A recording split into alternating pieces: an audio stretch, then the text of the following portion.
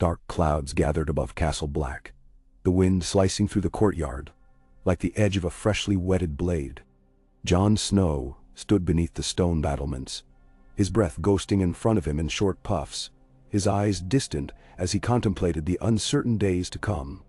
Ever since he had drawn breath anew after his fateful encounter at the hands of his own men, his heart felt laden with both purpose and doubt, a heaviness that refused to dissipate, no matter how often he clenched his fists and tried to fight the sensation away. Winter pressed in on every corner of the world, yet it was the cold inside that truly unsettled him. Sansa Stark's arrival at Castle Black only a few days prior had been a moment of both solace and tension.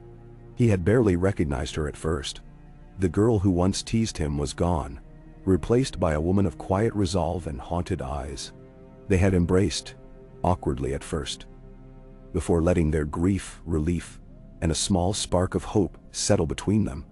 Together, they discussed the horror that Ramsay Bolton had become, and his occupation of Winterfell. They had talked of raising the Northern Lords, forging alliances, doing whatever it took to dethrone the Boltons and restore the Stark name to the seat of power in the north. In the hours following her arrival, as the chill night wrapped its fingers around the old walls, they had formed a fragile plan, gathering Tormund, Davos, and the wildlings under Jon's loose command. Yet all the while, something gnawed at Jon from the inside, that intangible sense of another purpose beyond this. The memory of what lay beyond the wall still haunted him. White Walkers, Whites, and an entire legion of darkness. But Sansa's pleading eyes reminded him that the living realm had its horrors too, and they wore human faces. Bran Stark's journey was spoken of in hushes and rumors. Some claimed he was dead, others said he had vanished like Rickon, yet a few, including Mira Reed, whispered of his strange haunted walk through the deeper north, further than anyone would dare. On one such frigid evening, as the twin horns at Castle Black's gates blew their low lament, Jon heard of a visitor who came cloaked in black furs, accompanied by a single, fatigued companion. The men of the Night's Watch had parted with uncertain respect, for they recognized the sigil that used to mean everything in the north, the Deerwolf of House Stark. The traveler, a youth with a pale face and an expression that suggested he had glimpsed things beyond mortal comprehension, revealed himself to be Bran Stark. Jon watched from the steps of the main keep as Sansa broke into a stunned run at the sight of her younger brother. The hug they shared seemed to fuse sorrow and joy in equal measure. It was as though they each clung to the other not simply for comfort, but to prove they were both real and alive. Mira stood a few steps back, breathing hard from exhaustion, her eyes scanning the courtyard for any sign of welcome or threat. She found a little bit of both in the uneasy stares of the men around her. Bran's expression remained unreadable as Sansa eased back. There was a faraway look in his eyes, an unfocused gaze that drifted through the present moment as though he was also living in 1,000 others at once. It set Jon's teeth on edge, though he couldn't say exactly why. The chill in the air deepened, though it had nothing to do with the weather. "Jon," Bran said, his voice somehow both fragile and determined. "It's good to see you." Jon approached with a heavy heart, uncertain how much this younger brother remembered or understood of what had transpired. But he forced a gentle smile. "We feared you were dead," he said, placing a hand on Bran's shoulder. "Theon told us you were killed by the Ironborn. Then some said you fled. You've been gone too long." Bran blinked, lips parted as if he struggled to find the right words. I've seen much," was all he offered, and there was a tremor in his speech that Jon recognized as a mixture of awe and horror. In that moment, Jon wondered just how much the boy knew, for there was something in his eyes that reflected knowledge beyond ordinary reckoning. Still, the immediate concern was that Bran was here now, and they needed him warm, fed, and safe. That night, the halls of Castle Black rang with hushed conversation. They had drawn tables together in a small side chamber near the great hall, where torches sputtered and shadows danced across rough-hewn walls. Sansa insisted that Bran be given a proper seat near the head of the table. Mira huddled close by, her face etched with worry. Tormund, Davos, and a handful of other trusted companions listened as Sansa pressed Bran for any news that might help them reclaim Winterfell. But Bran was reticent, as if the words were locked away behind a vault of painful memories. They did glean some sense of what had happened. The long journey beyond the wall. The children of the forest. The Night King, and the three-eyed raven. Though Bran's recounting was fractured and laden with symbols and half-spoken truths. Jon's brow furrowed as he tried to piece together the puzzle, feeling as though each hint of the supernatural overshadowed the more mundane matters of warfare. Yet eventually, talk of mystical visions subsided, and they turned once more to the grim practicalities. Winterfell was in Bolton hands. Rickon was rumored to be captive, and Ramsay was sending out callous missives meant to demoralize and bait them into confrontation. Though no one said it explicitly, the unspoken question remained on everyone's lips. Could they truly gather enough support in the north to stand against the Boltons? The northern houses had once been loyal, but fear had a firm grip on them now. Sansa's voice trembled with frustration as she recounted the few replies they had received. Lukewarm half-pledges or outright refusals to aid a campaign against the Warden of the North. "They have no faith in us, Jon?" she said, her eyes darting to Bran. "We have our name, but we have no official backing, no resources, nothing that would make them believe we can restore order. And they're terrified of Ramsay and what he might do to them if they side against him." Davos cleared his throat. "We might still have the Vale. Littlefinger has an army there, a strong one. But whether he'll give it freely or attach 1,000 conditions is another matter entirely." His gaze flicked to Sansa, but she did not meet his eyes. The memory of how Petyr Baelish had orchestrated her marriage to Ramsay was a wound still raw. Tormund leaned forward, arms folded across his chest. "We have the free folk. You helped us, Jon, so we'll stand with you. We owe you that debt. But we're not enough to take a fortress like Winterfell on our own. We fight brave, but we need more swords." Dimman. Jon knew he should feel heartened that at least the wildlings would support him. But all he felt was a deepening sense of dread. Everything hinged on a shaky alliance. And time was short. Winter was at their doorstep, and Ramsay would soon learn of their gathering forces, if he hadn't already. Bran's voice, quiet and barely audible, cut through the bleak talk. "There is a truth that might help." He paused, lips trembling. The gaze he turned upon Jon laced with complicated emotions. For a moment, he glanced at Sansa as though seeking permission, or was it courage? Then his eyes drifted back to Jon, and an uneasy hush settled over the chamber. "I've seen it. In my visions," Bran went on. "Your father, our father, was not. He was not your father, Jon." Jon's breath seemed to catch in his throat. The words, once out, felt like a blade slicing through the quiet. Sansa's eyes narrowed in confusion, while Davos and Tormund looked from one to the other with perplexed frowns. For all Jon's life, the rumor of his parentage had hovered in the background. Some had claimed Ashara Dane was his mother, others a nameless tavern girl. But the notion that Ned Stark was not his father at all, that parted from every rumor he had known. "Bran?" Jon began, his voice low and unsteady. "What are you talking about?" Bran swallowed hard, shifting in his seat as though the confession weighed more heavily than any chain. "I traveled in time, in dreams, guided by the three-eyed raven. I stood in the Tower of Joy, in Dorne. Father fought there alongside Howland Reed. Inside the tower was a bed of blood, and Lyanna Stark lay dying." He paused, letting the words settle like drifting snow. "She had a child in her arms, a boy. And that child was you, Jon. You are not my half-brother. You are my cousin, born of Lyanna Stark and Rhaegar Targaryen." In the stunned silence that followed, the torchlight seemed to flicker ominously, as if even the flames were startled by the revelation. Sansa's face went pale, her eyes flicking between Bran and Jon in disbelief. Davos pressed his lips together in contemplation, trying to measure the gravity of what had just been exposed. Tormund, for his part, let out a confused grunt. Mira squeezed her hands in her lap, knowing how impossible it all sounded, yet having witnessed enough of Bran's abilities to trust that he was telling the truth. Jon felt his pulse in his ears, a pounding that drowned out the hush in the room. He glanced around, half expecting laughter or condemnation, but he saw only the seriousness etched onto Bran's thin face. That's not possible, Jon managed after a moment. His voice was hoarse, his heart thrashing against his ribs. Ned Stark. He raised me. But he could not deny the deeper stirrings. The feeling that somewhere in him he had always known there was more to his birth than what Ned had told him. Yet for it to be a Targaryen line, for him to be part Stark, part dragon, it defied all sense.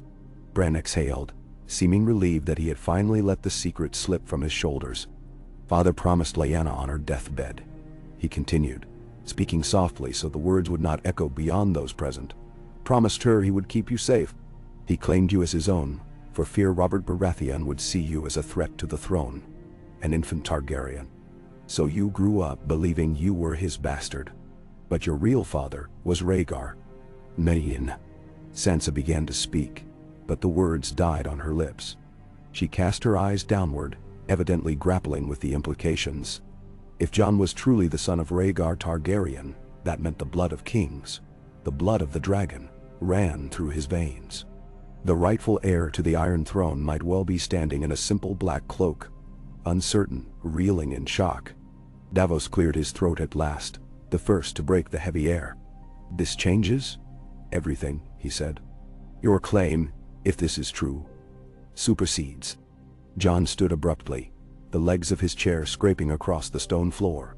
Stop it. I don't want any claim.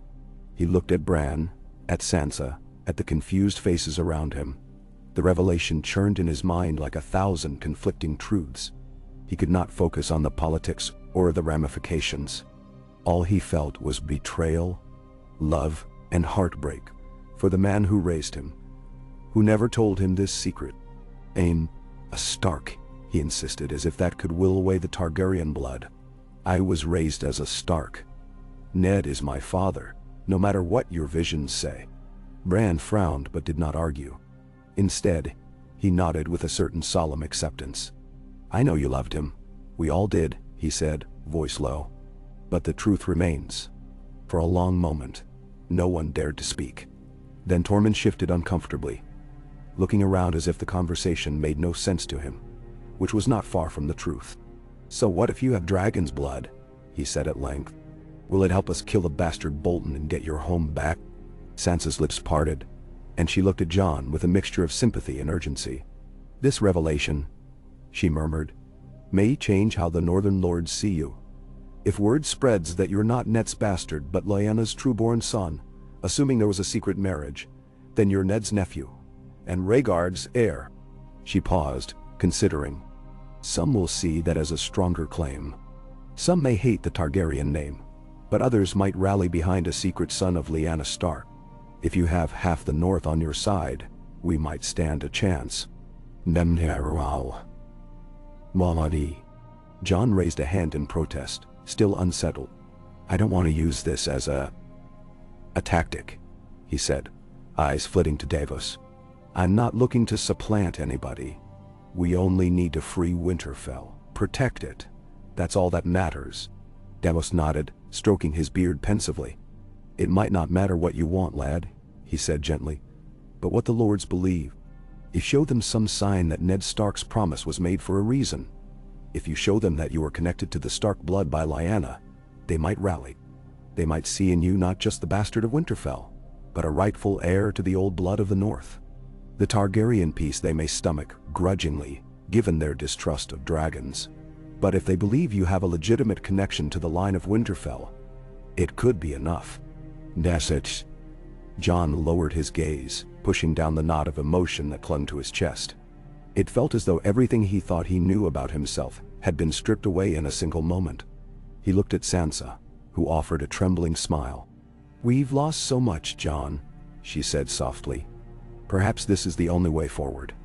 In the days that followed, the tidings of Jon's true parentage were kept within a trusted circle, not uttered beyond those closest to him. Jon himself wrestled with the truth in silence. Late at night, he found his thoughts lingering on Rhaegar Targaryen, an elusive figure from a war Jon had only read about in dusty tomes. How was it possible that he came from such a lineage? Had Rhaegar truly loved Lyanna, as Bran suggested? Was Joan's entire life the result of a tragic romance, or some grand design orchestrated by fate? The questions haunted him in those cold corridors, drifting through his mind as he stared at the ice-crusted walls, or walked the battlements, scanning the tundra for any sign of movement. Bran remained quiet, but watchful. He spent many hours sitting near the old weirwood in the godswood of Castle Black, eyes closed, as though communing with some distant presence. Sansa, for her part, seemed to be grappling with the same shock. She would sometimes draw Jon aside to speak of small childhood memories, days when she'd found him brooding in corners of Winterfell, or how Ned would never speak of Jon's mother. Now, those recollections had an entirely new significance, and Sansa found herself strangely protective of Jon's newfound identity. She insisted that if they were to use this secret to rally allies, it should be done carefully, approaching only those northern houses most sympathetic to the Stark name. One dusk, as torches were lit along the walkways, Sansa joined Jon on the ramparts. The sky was stained purple and orange, though the sun offered little warmth. A biting wind whipped at their cloaks. Without preamble, Sansa began, "I've written to House Manderley, to House Serwyn, and to the Glovers. I haven't mentioned the Targaryen part yet, only that you are Lyanna Stark's son by a secret marriage. It might be enough to sway them, or it might put them off. I don't know." She turned her face into the wind, cheeks reddened by the cold. "I did say that Ned Stark kept his oath to his dying sister, that you are the rightful heir to Winterfell if Rickon cannot be saved. But I tried to be diplomatic." "Danny." Jon nodded, feeling a twinge of gratitude that Sansa was taking the lead on such matters. He had no aptitude or inclination for courtly politics. "And if they refuse?" he asked, voice subdued. "They might," Sansa admitted. "But House Manderley has a deep loyalty to the Stark name. They might set aside any distaste for Targaryens if they believe your mother was Lyanna. The others, well, fear may yet keep them in line for Ramsay. But we have to try." Jon exhaled, turning to look at her in the fading light. "Thank you," he said quietly. "I know this is complicated. And I know it must feel strange to learn that your brother is not really—" She placed a hand lightly on his arm. "You are my brother," she said firmly. "You always will be, no matter the parentage. We've both lost too much to let titles and lineage stand between us." Her warmth was a balm, and Jon allowed himself to believe for a moment that perhaps there was a path forward, that the North could be saved, that Winterfell could be theirs again. Yet he could not forget the looming threat beyond the wall. The tide of undead that might someday sweep over them all. The realm seemed on the brink of collapse from every direction. Word soon arrived, delivered by a weary rider. House Manderley agreed to meet with Jon under neutral pretenses, expressing curiosity at this extraordinary claim. The letter was cautious, but not outright dismissive. Sansa and Davos took this as a good sign. Tormund grumbled that they were wasting time they could be spending mustering an army for a direct assault, but he deferred to Jon's judgment. Before leaving for the meeting, Jon decided to speak again with Bran. He found his younger brother in the courtyard, near a brazier that offered some small measure of heat. Mira stood beside Bran, helping him adjust a thick layer of furs. Jon approached, the crunch of snow under his boots announcing his presence. "Bran," he said, careful not to disturb the boy's introspection, "I wanted to ask, are you certain about everything you saw?" Bran turned, his expression that same distant calm, though now touched with a hint of sorrow. "Yes," he said without hesitation. "I'm sorry this is so hard for you, Jon. But it's the truth." "Noreen." Jon tried to smile, though it came out as more of a grimace. How did you see all this? Did you see Father? Did he truly kill Arthur Dayne in single combat?" The question sprang from nowhere, but it had haunted Jon's dreams. The Tower of Joy was legendary, and that final stand was rumored to be filled with heroism and secrets. Bran tilted his head, the memory shifting behind his eyes. "He only won because Howland Reed interfered," he admitted softly. "Arthur Dayne was too skilled, even for Ned Stark. But father was honorable. He never boasted of it. He took no pleasure in the victory. He pressed on because Lyanna was inside that tower. Bentley. A pang of regret flickered in Jon's chest. So much of his life had been shaped by half-truths and whispered rumors. Perhaps Ned Stark's greatest victory was securing Jon's safety. With a nod, Jon murmured, "Thank you for telling me." Then, as if steeling himself, he reached out and rested a hand on Bran's shoulder. "Will you stay here at Castle Black while we go south to treat with Manderley?" Bran nodded wearily. "I have to rest. There are visions I'm still trying to understand. But I want you to know one thing, Jon." He paused, and his blue eyes looked almost milky in the torchlight. "Whatever name or blood you have, you will always be part Stark. Lyanna loved you enough to risk her life. Ned Stark loved you enough to break the rules of the realm to keep you safe. You do not walk alone." Those words lingered in Jon's thoughts as he prepared to depart. At the head of a small column of riders, including Davos, Tormund, and a few of the most loyal wildlings, Jon rode from Castle Black into the bleak, windswept north. Sansa had wanted to come, but Jon insisted she remain behind, her safety too important to risk on what could be a perilous negotiation. The plan was to meet a representative of House Manderley on the edge of their territory, near an abandoned village once used for hunting. The journey took 2 days, each night colder than the one before. They traveled beneath skies that threatened snow, though only flurries fell, swirling around the riders' cloaks. Conversation was sparse, though Tormund occasionally lightened the mood by complaining about how the Crows' roads were so dull compared to the wide northern wilds. Davos tried to keep their spirits up by offering small stories of Shireen Baratheon and her childhood, how she once taught him to read. Occasionally, Jon would force a small smile, but his heart remained heavy, his mind on that swirling question of identity. They arrived at the designated spot mid-morning, greeted by a handful of Manderley soldiers dressed in heavy cloaks of green and white. At the center of this retinue stood Wylis Manderley, the second son of Lord Wyman Manderley. He was a portly man, though not as large as his father, with a shrewd gaze that seemed to assess Jon's party in an instant. After the ritual exchange of courtesies, Wylis asked to speak with Jon in private. Davos and Tormund waited a respectful distance away, though they kept a wary eye on the soldiers. Wylis wasted no time on small talk. "We've heard interesting things, Lord Snow, if I may even call you that. Some say you're not Ned Stark's son at all, but his nephew, a child of Rhaegar Targaryen. Is that rumor what you've come to peddle to us?" "When?" Jon bristled at the word peddle, but he kept his tone measured. "I didn't ask for this story," he replied, "but it's the truth, as told by my brother, who has seen certain visions. I can't prove every detail, but I swear on the memory of Ned Stark that he never once lied about who I was for his own gain. If he hid my parentage, it was to keep me safe." Wylis studied Jon's face, considering.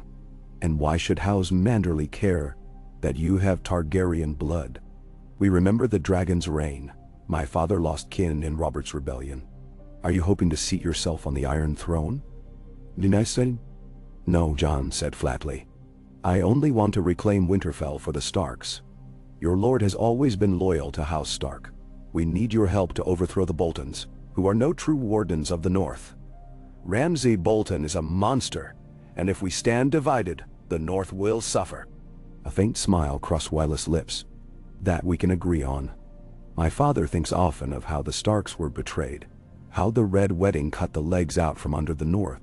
But you must understand, Lord Snow, or shall I say Targaryen, loyalty is a dangerous thing these days. If your claim fails, Ramsay will flay us alive for even entertaining it." "No, Benda." Jon nodded, the sting of truth pressing against him.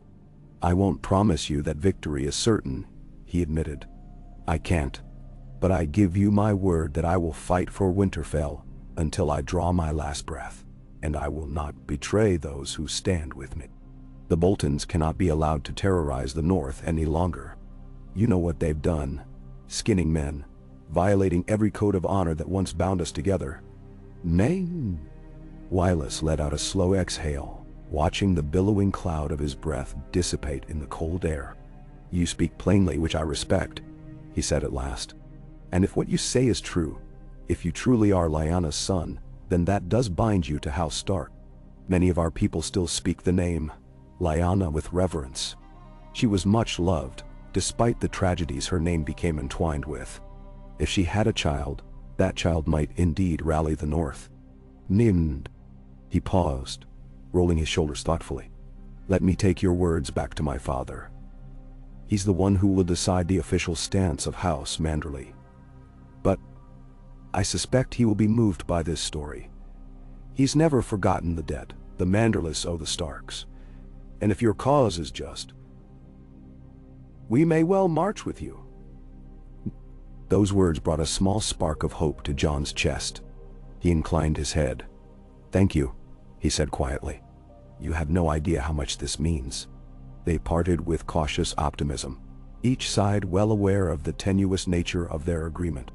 Jon and his companions rode back north with a measure of relief, though the weight of the coming battle still pressed upon them. Tormund seemed heartened by the meeting, convinced that all Kneelers were essentially the same. They clung to stories and vows, and in the end they'd picked the winning side. Davos was more reserved, noting that House Manderley alone might not be enough to overpower the Boltons, but that it was a vital first step. Jon listened to their opinions in silence, his mind drifting to Bran's words, to the face of a dying girl named Lyanna Stark, who perhaps once held him in her arms before the life bled out of her. When they finally returned to Castle Black, Sansa was waiting in the courtyard, her hair wind-whipped and her cheeks flushed with cold. She rushed forward at the sight of Jon, eyes flickering with hope. "What news?" she asked breathlessly, ignoring Tormund's swaggering grin and Davos' slight bow. Jon dismounted, grimacing at the stiffness in his limbs. "Willis Manderley seems open to the idea," he said. "Hell take it to Lord Wyman. We should have a formal answer soon." Sansa nodded, a ghost of a smile tugging at her lips, but her eyes spoke of other worries. "While you were gone," she said quietly, stepping closer, "we received a raven from Winterfell. It's Ramsay." Jon stiffened, instantly on guard. "What does he want?" Sansa looked down, her expression tightening. "He speaks of Rickon. Proof that Rickon is captive. He says if we do not bend the knee, if we do not surrender you, if we do not hand you over as the false Stark you are, he will flay our people one by one." Her voice trembled slightly, but there was a hardness beneath it, tempered by everything she had endured. "He wants to break us, Jon." For a long moment, Jon felt a surge of raw fury and protective instinct. He had half a mind to muster every wildling fighter and march on Winterfell that very night. But he forced himself to remain calm. They needed a plan, they needed allies, and they could not be goaded by Ramsay's cruelty into rash action. Sansa placed a hand on Jon's arm. "Whatever we do, we must do it soon. Rickon's life, it hangs in the balance. And the longer we wait, the more chance Ramsay has to prepare." Jon nodded, jaw set. He thought of Rickon, the youngest among them, the wild child who once chased cats through the halls of Winterfell, who never feared the dark. That same boy was now a bargaining chip for Ramsay's twisted games. He turned to look for Bran, spotting him near the archway leading into the keep. The younger Stark hovered there, as though sensing the gravity of the news. Their eyes met, and Jon wondered if Bran had seen this tragedy as well. Possibly he had, and perhaps there was nothing that could be done to prevent it, except to fight. Gathering the others around a flickering fire in the great hall, Jon recounted the meeting with Willis Manderley. Sansa added the details of Ramsay's letter. Tormund slammed his fist on the table in frustration, demanding they move at once, but Davos counseled caution.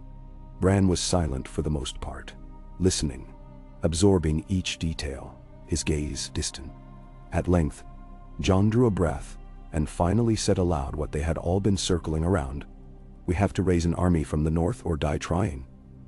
One by one we'll approach the houses that remember Ned Stark. If Lord Wyman commits, it might convince others to do the same. Once we have the numbers, we'll march on Winterfell." "And your heritage?" Davos prompted gently. Jon swallowed. "If it helps sway them, then yes, we'll use it. If it scares them, then we put it aside. My loyalty is to House Stark, To the north, that's all. Sansa looked at him with a quiet intensity. We have to be willing to use every weapon at our disposal. Ramsay certainly will. The mention of Ramsay's name sent a dark shiver through the hall. Sansa's voice softened as she continued. But I understand if you don't wish to claim a Targaryen name. We'll tread carefully. Jon gave a curt nod, wanting nothing more than to end this day and sink into a dreamless sleep. Yet the nights offered him little peace. When he finally laid his head down on the coarse pillow in his cell-like chamber, his mind reeled with possibilities, both for the coming battle and for what the truth of his parentage really meant. He dreamed of dragons soaring over Winterfell's towers, of wolves howling in the crypts, of the dead rising from the snows to swarm them all. Over the following days, ravens flew out from Castle Black, each bearing carefully worded letters that Sansa had penned, referencing Lyanna Stark's rumored child, referencing Jon's role in the defense of the Wall against wildling invasions, referencing the brutality of the Boltons. Some of these ravens came back with cautious interest, others with stony refusals. The Karstarks had sworn themselves to the Boltons. The Umbers, once stalwart Stark supporters, had turned traitor as well, handing Rickon over. House Glover's reply was uncertain, though they expressed heartbreak over Robb Stark's failure to protect them from the Ironborn. The memories of the Red Wedding and the defeats in the War of the Five Kings had left deep scars. Still, a few houses sent more encouraging words. House Serwyn seemed undecided but hinted they might bend if others joined. House Hornwood likewise seemed open to negotiations. Each new response brought a swirl of quiet debate in that torchlit hall. Sansa urged patience. Tormund spat in disgust, stating patience was for old men and cripples. Davos tried to maintain a moderate stance. Bran offered no direct counsel, only cryptic remarks about the importance of uniting the living against the greater threat. Jon listened to them all, weighing their words, the tension in the room increasing with every new day. As the muster began, small bands of men, some knights, some peasants, trickled into the outskirts of Castle Black or the nearby settlements. Each had a story of how the Boltons had wronged them, how they clung to the old loyalty that bound them to the Starks, how they yearned for a better North. Jon and Sansa did their best to welcome them, though resources were scarce, and the bitter wind made every moment a challenge. A ragged army was forming, if it could be called that. Yet the numbers still seemed far too few to stand against Ramsay's forces in a pitched battle. And all the while, Bran's secret knowledge gnawed at Jon's mind. The burden of a Targaryen heritage felt like a sword he did not quite know how to wield. Sometimes he wished Bran had never told him that he could remain the bastard of Winterfell, a man with no illusions of grandeur. But then, he would see the hope kindling in Sansa's eyes, and the quiet trust forming in the men who heard the rumor and realized they might be fighting for something more than just a bastard's dream of reclaiming his family seat. They fought for a possible heir of House Stark, blessed or cursed with the blood of dragons. As the days stretched on, winter gales battered the walls, and news of Ramsay's fresh cruelties trickled north. Refugees whispered of flayed villagers, of hunts in which Ramsay loosed his hounds on anyone who dared speak against him. Each new tale further stoked the determination simmering at Castle Black. They had no choice but to fight. The only question was when, and with what numbers. Bran, meanwhile, spent more time near the weirwood or closeted in a chamber with Mira, who did her best to tend to his needs. Once or twice, Jon tried to pry a bit more detail about what Bran saw in his visions, but the younger Stark offered only the faintest glimpses, swirling storms of snow and ice, the shadows of ancient kings passing through crypts, the beating of heavy wings in the sky. "There are things in motion," Bran said one evening, after Jon had pressed him, "things larger than all of us. But you have a part to play, Jon, and the truth of your birth is tied to it. If you fall here, the realm may fall with you." Those ominous words left Jon uneasy. Yet if the realm truly depended on them, they had no choice but to see this through. And so the days continued, each bringing them closer to confrontation with House Bolton, each forging a fragile alliance of smaller houses in the north. And beneath all the rallying cries, beneath the swirl of ravens and the desperate mustering of men, lay the revelation that had changed everything. The bastard of Winterfell, reborn from death, carried not only the blood of the dragon, but also the legacy of a promise made by Ned Stark. It was a fragile hope, but in dark times, it was sometimes the only light they had. And so they prepared for the battle that would decide the fate of the North. They did not know how many days remained before Ramsay made his move, or if the Manderleys would arrive in force, or if the other houses would rally in time. All they could do was sharpen their blades, steel their hearts, and hold on to that slender thread of truth. That a son of ice and fire stood among them, resolved to protect the land he loved, even if the secret of his birth had now become a weapon of its own. The storm gathered on the horizon, and in its swirl of gray, one might almost imagine the flicker of ghostly dragons and the howling of distant deer wolves, beckoning them all to the battlefield that awaited. A slow, thin snowfall dusted the courtyard of Castle Black, drifting in sideways over the ramparts and settling on flagstones in silent drifts. Days had turned into weeks, and the pace of life at the wall became an unsteady rhythm of small arrivals and tense departures. Ever since rumors spread through the north that Jon was not merely the bastard of Winterfell, but Lyanna Stark's son, and, if the stories were to be believed, kin to the Targaryen line, there had been a quiet stirring among the lesser houses. Some came in person, some sent ravens first, but all arrived with questions, caution, and hope. It had been a long time since they had a cause that might unite them against the looming threat in Winterfell. Sansa stood near one of the archways that led to the rear courtyard, clutching her cloak tight around her shoulders.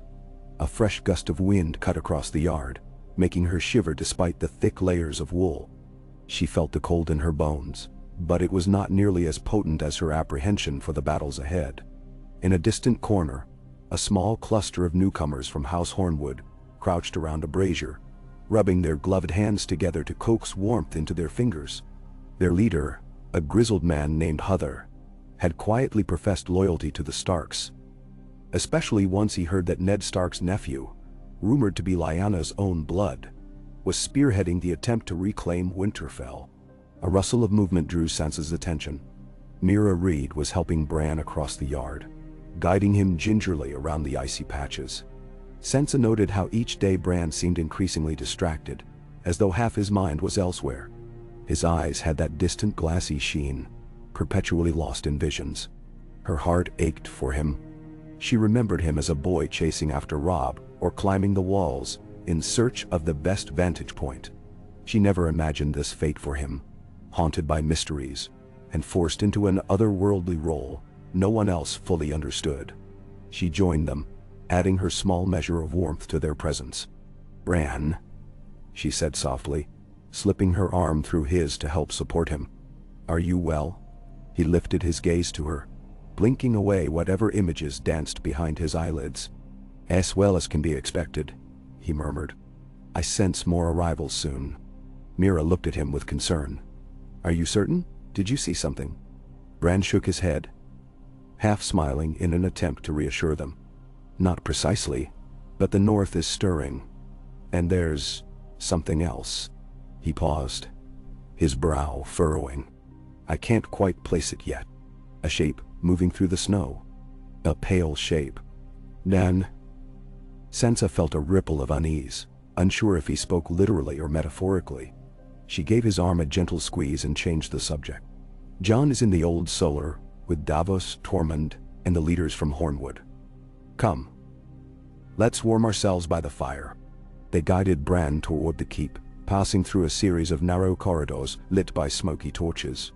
At every turn, she noticed men and women in threadbare cloaks, some wildlings, others from minor houses, speaking in urgent whispers. Their fears and hopes seemed etched into the lines of their faces.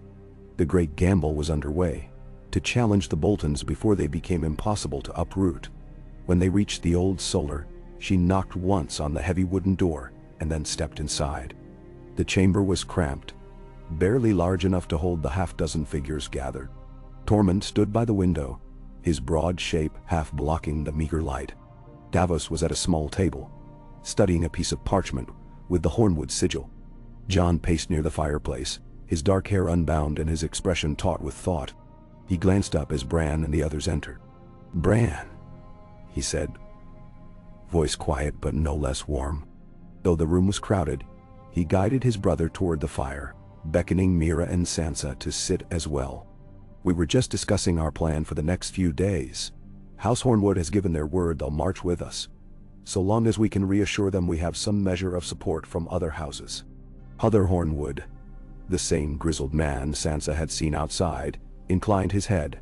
He wore a dingy cloak of brownish fur and had a scar running down his cheek. "We aren't many," he warned, looking to Jon, "but we want the Boltons gone as badly as you. Your name, your story, it means something to our people. Lyanna Stark was beloved by some in my house. They say she was as fierce as she was kind." Jon offered a small, wry smile. It struck Sansa how uncertain he seemed whenever his mother's name was mentioned. So much of Jon's identity had been thrown into flux in these last weeks. She watched him gather himself before replying. "I never knew her, but I hope to live up to what the Starks stand for. I'll do everything I can to free the North from the Boltons' hold." "Now," Heather nodded once, satisfied enough for the moment. Davos carefully rolled the parchment and tucked it away. "We also have a word from House Serwyn. They're prepared to meet us in the field, but only if we can show we aren't outmatched." Tormund snorted. "So they'll join us once we've already won. Cowards." Davos didn't rise to the insult. "They've had their share of horror. Ramsay took some Serwyn men prisoner months ago. I suspect they're still nursing old wounds. Fear is a potent motivator, and it can stop a man from doing what's right until the last moment." "Mace." Jon came to a halt at the edge of the table, leaning on it with both hands. "We can't afford to let fear rule us. If they wait until we march, so be it. But the Manderleys, they're the key. Have we heard from Lord Wyman yet?" Davos shook his head. "Not yet. We can only assume he's weighing his position. We should—" A swift knock at the door interrupted him. One of the brothers of the Night's Watch stuck his head in, eyes flicking nervously between them all. "And Lord, there's a rider at the gate. Says he's from House Manderley. He's asking for an audience with Jon." "Nender LB." Jon nodded sharply, tension lacing his features. "Show him to the armory, build him a fire. We'll meet him there." The brother bowed and disappeared. Jon glanced at the group. "Heather, Tormund, Davos, come with me. Sansa, you as well. Bran, if you wish." Bran shook his head, a faint tremor in his expression as though he battled some internal vision. "I stay here. Mira will sit with me." His voice was subdued. Sansa gave him a concerned look, but she understood he might be on the cusp of some revelation. She brushed his hand gently in farewell and followed Jon and the others. They walked in silence through the drafty corridors, footsteps echoing. Each step carried with it the weight of possibility. If the Manderleys decided to commit, it could shape their entire strategy. If they chose to remain neutral, or worse, if they decided to side with the Boltons, Jon's forces would be severely outmatched. In the armory, the rider from House Manderley was warming his hands at a large brazier. He was a stout man, mid-30s perhaps, with hair so pale it bordered on silver, and a short bristling beard that half covered his collar. He turned at once upon hearing them enter. "Lord Snow," he said, bowing low enough to reveal respect, "and Lady Sansa Stark. My name is Tomard, sworn man to Lord Wyman Manderley. I bring a message directly from White Harbor." Jon inclined his head, sliding his hands behind his back. "What news?" Tomard pulled out a sealed parchment from within his cloak. "Lord Wyman sends greetings and has instructed me to let you know in person that he believes your claim, that you are indeed Lyanna Stark's son. He remembers well how Ned Stark kept many secrets for the good of his family. Lord Wyman believes this to be one of them." Sansa let out a breath she didn't know she'd been holding. She saw how even Tormund's posture eased, though the wildling tried to hide his relief. Jon kept his composure, but a flicker of something close to gratitude softened his gaze. "That's good to hear," he said carefully. "Does he offer more than belief?" Tomard's eyes sparkled with a note of excitement. "He does. My lord dispatched a force of 500 men under his son, Wylus. They march north as we speak. Lord Wyman sends word that if you can coordinate your efforts, he will join you in retaking Winterfell. He also suggests that certain houses who waver now might be persuaded if the Manderley banners are seen marching beside the Starks. The sense of relief that passed through the armory was palpable. Heather Hornwood's grim visage brightened, and Davos tapped the edge of the brazier in a small gesture of satisfaction. For a moment, the tension that had wound Jon so tightly seemed to ease. "Tell Lord Wyman we are deeply grateful," he said. "We will coordinate with his son as soon as they arrive." Tomard bowed once more. "I'll remain here at Castle Black to assist with any communications until our main force arrives. Lord Wyman wants you to know that he has never forgotten the generosity and honor of House Stark, even when the tides of war turn. The Manderleys stand with you." With that, the message was delivered and received, and the Manderley rider departed to find food and rest. Jon let out a long breath, stepping closer to the brazier to rub warmth into his hands. "We have a start," he murmured. 500 men might not be enough on its own, but it's a serious statement. Others will see it, and they may follow. Tormund clapped him on the back, nearly making him pitch forward into the flames. "Finally, some good news," the wildling said, baring his teeth in a grin. "So we gather more men, we stomp on the Bolton boy, and we take Winterfell." Sansa exchanged a look with Davos, who offered a small smile of optimism. "It won't be quite so simple," he said to Tormund, "but it's a great deal better than nothing." They talked strategy late into the night, moving to a cramped chamber that served as a makeshift war room. Maps of the North were rolled out, weighted at each corner by daggers and spare tankards. Davos leaned in close, outlining routes from White Harbor to Winterfell, possible meeting points with Serwyn forces, and how best to move wildling troops in coordination with the newly mustered northern soldiers. Occasionally, conversation turned to Rickon. None knew exactly where Ramsay kept him, or how well guarded he might be. They assumed the worst, that Rickon was sealed deep in the bowels of Winterfell, a hostage beyond easy rescue. Jon clenched his jaw each time the topic arose, as though blaming himself for not moving faster or acting sooner. Sansa placed a gentle hand on his arm at one point. Silent, but supportive. She could see how the weight of leadership bore down on him, especially now, with the added mantle of a Targaryen legacy. She was determined not to let him shoulder that burden alone. As the candlelight guttered low and the night stretched thin, they finally dispersed to their respective chambers. Sansa paused on her way to bed, glancing down the corridor that led to Bran's room. She wondered if he was awake, if he was lost in another dream, if he had gleaned some fresh insight into their future. But the flicker of candlelight beneath his door was still, and she hesitated to disturb him. With a weary sigh, she turned away and let exhaustion carry her to what little rest she could steal. Over the next fortnight, as the skies remained iron gray and the chill winds grew harsher, a steady procession of men arrived at Castle Black. They came in small groups, carrying homemade banners or wearing old surcoats bearing half-faded sigils. Each day, a few more Hornwoods, a handful of Norries, or a smattering of nameless farmers who simply wanted to see Ramsay Bolton put in the ground.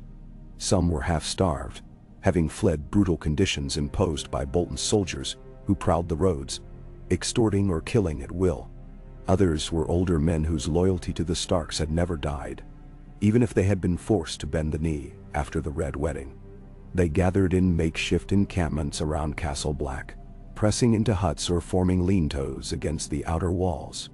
Sansa spent part of each day walking among these ragged recruits, offering a kind word, a bit of bread where she could spare it, and a reminder that they fought for something bigger than themselves: the restoration of House Stark and the security of the North. More than once she overheard them whisper about Jon, some in awe, others in uncertainty. Is he really Ned Stark's nephew? They say Rhaegar Targaryen fathered him, but he's as grim-faced as any Stark. He rose from the dead, so they say. If that's true, maybe the gods are on our side. Megan. She never tried to correct the swirling rumors, for rumor was a powerful force. If it kept the men loyal, if it inspired them to believe that they might actually prevail, then let them whisper of dragons and direwolves, of resurrection and prophecy. Sansa herself did not fully know what to make of it. only that Jon's determination burned fiercer than ever, and she trusted him with her life. Tormund conducted drills with the wildlings and any northern recruits who wished to join. The sight of bearded free folk clashing wooden swords against the North's farmhands and lesser knights became a daily routine. The clang of practiced steel echoed through the cold air, mingling with the distant howls of wind. At times, Davos would walk among them, offering tips gleaned from his years of experience, although he was no battle commander by nature. He had, however, survived more hardships than most. Meanwhile, Bran seemed to drift further away with each passing day. He remained physically present, but spent long hours alone with the weirwood, or shut inside his sparse chamber with Mira. Sansa sought him out at midday, about a week after the Manderley men had begun arriving. She found him in a small alcove near the top of the wall, staring out over the vast whiteness. The winds whipped at his hair, but he barely seemed to notice. It took her a moment to realize his eyes were half rolled back in his head. "Bran!" she said sharply, stepping forward and placing a hand on his arm. He swayed, then blinked, focusing on her. His body trembled slightly from the cold and from whatever he had seen. "Sansa," he breathed, letting her help him steady himself in the rickety chair. "I'm sorry, I was somewhere else." She knelt beside him, concern pulling her brow into a frown. "What did you see?" His gaze clouded, and for a moment she thought he might deflect. But then he spoke, voice low, meant only for her ears. "I saw the courtyard of Winterfell, covered in snow. Ramsay standing on the ramparts, smiling in that horrible way he does. And Rickon, he's alive, Sansa, but he's not well. I couldn't see everything clearly, but I think they're feeding him. Just enough to keep him breathing. They know we're coming." "Then." A chill prickled at her skin that had nothing to do with the biting wind. "Then Rickon? He might be in the dungeons." Bran nodded, swallowing hard. It's like viewing a tapestry all jumbled, all colors bleeding together. But the sense I got was that Ramsay's grip on Rickon is unrelenting. He means to use him as bait, and He broke off, his eyes flickering with sorrow. "I saw glimpses of men lined up in a field. The banners of House Manderley. The banners of House Hornwood. Jon, standing at the forefront, his sword drawn. And a storm came, Sansa. A storm of men and steel, of arrows blotting out the sky. Neo." She squeezed his hand, struggling to keep her voice steady. "We knew it would come to this. We'll do what we must. Jon is preparing." Bran's expression was pained, but he nodded. "Yes. But be cautious. Ramsay is cunning. He'll try to trick us into rash action. That letter he sent, he wants Jon to charge blindly, to break our lines. If we do, if we let rage guide us, the Boltons may crush us before the rest of our forces can unite." Nathan. The knowledge weighed on her, heavy as iron shackles. Yet she took a breath, firming her resolve. "We won't let him. We'll fight as one. We have Davos, Tormund, the Manderleys. We won't break." She stayed with him a while longer, listening as he recounted splinters of visions, some personal, some too abstract to decipher. He spoke of glimpses of a great wolf running through dark woods, of a weeping heart tree that bled into the snow, of a spectral white shape prowling at the edges of his sight. She could make little sense of it. Still, she comforted him until the cold forced them back inside. Not long after, a significant shift occurred. Wireless Manderley finally arrived with a force of men that, at a glance, exceeded what Sansa had been expecting. Over 500 soldiers filed through the gates of Castle Black, their banners snapping in the frigid wind. Their presence created a stir among the wildlings and other recruits, and a sense of possibility swelled in the crowded yards. Wallace himself was a robust man, large of girth with ruddy cheeks, and a boisterous laugh that belied the steely intelligence in his eyes. He greeted Jon with a sweeping bow. "My father sends his regrets that he cannot be here himself," Wallace said. "But his health prevents him from making such a journey in winter. He trusts me to pledge our swords, and he told me to tell you this. So long as the name Stark holds true to honor, the Manderleys will stand beside them." Jon thanked him, sincerity shining through. Sansa watched their exchange from a slight distance, noting how Wylis' open demeanor allowed Jon to relax, if only slightly. It was clear Wylis believed the tale of Jon's parentage enough to throw House Manderly's weight behind him, and that alone could tip the scales. That night, a more formal meeting was held in the Great Hall. The ancient space rang with voices as the various factions came together. Manderless, Hornwoods, Cerwyn men who trickled in under cover of darkness, a handful of knights from lesser-known houses, all mingling with the free folk. The tension was thick, for many of these northerners had once fought against wildlings, and even now they eyed Tormund's people with suspicion. But there was also a sense of unity forming, an unspoken agreement that if they stood divided, Ramsay's cruelty would devour them all. At the head of the long table, Jon and Sansa presided with Wylis Manderly, Davos, Tormund, and a few others. The torches along the walls guttered and snapped, throwing jittery shadows across the assembled group. Wylis leaned forward, elbows on the table. "We must plan. Our numbers are close to 1,000 now, with more expected soon. We can't stay here at Castle Black indefinitely.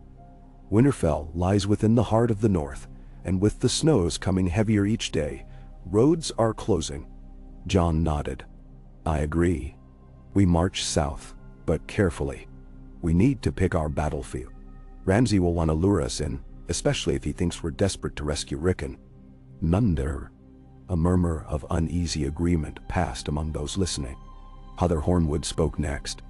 "Bolton's men are disciplined, well-fed, and they hold the fortress. But there's a patch of flat land just north of Winterfell, on the open plain near the Crofters' village. If we can draw them out there, we might have a chance. We can use the terrain. Perhaps set traps."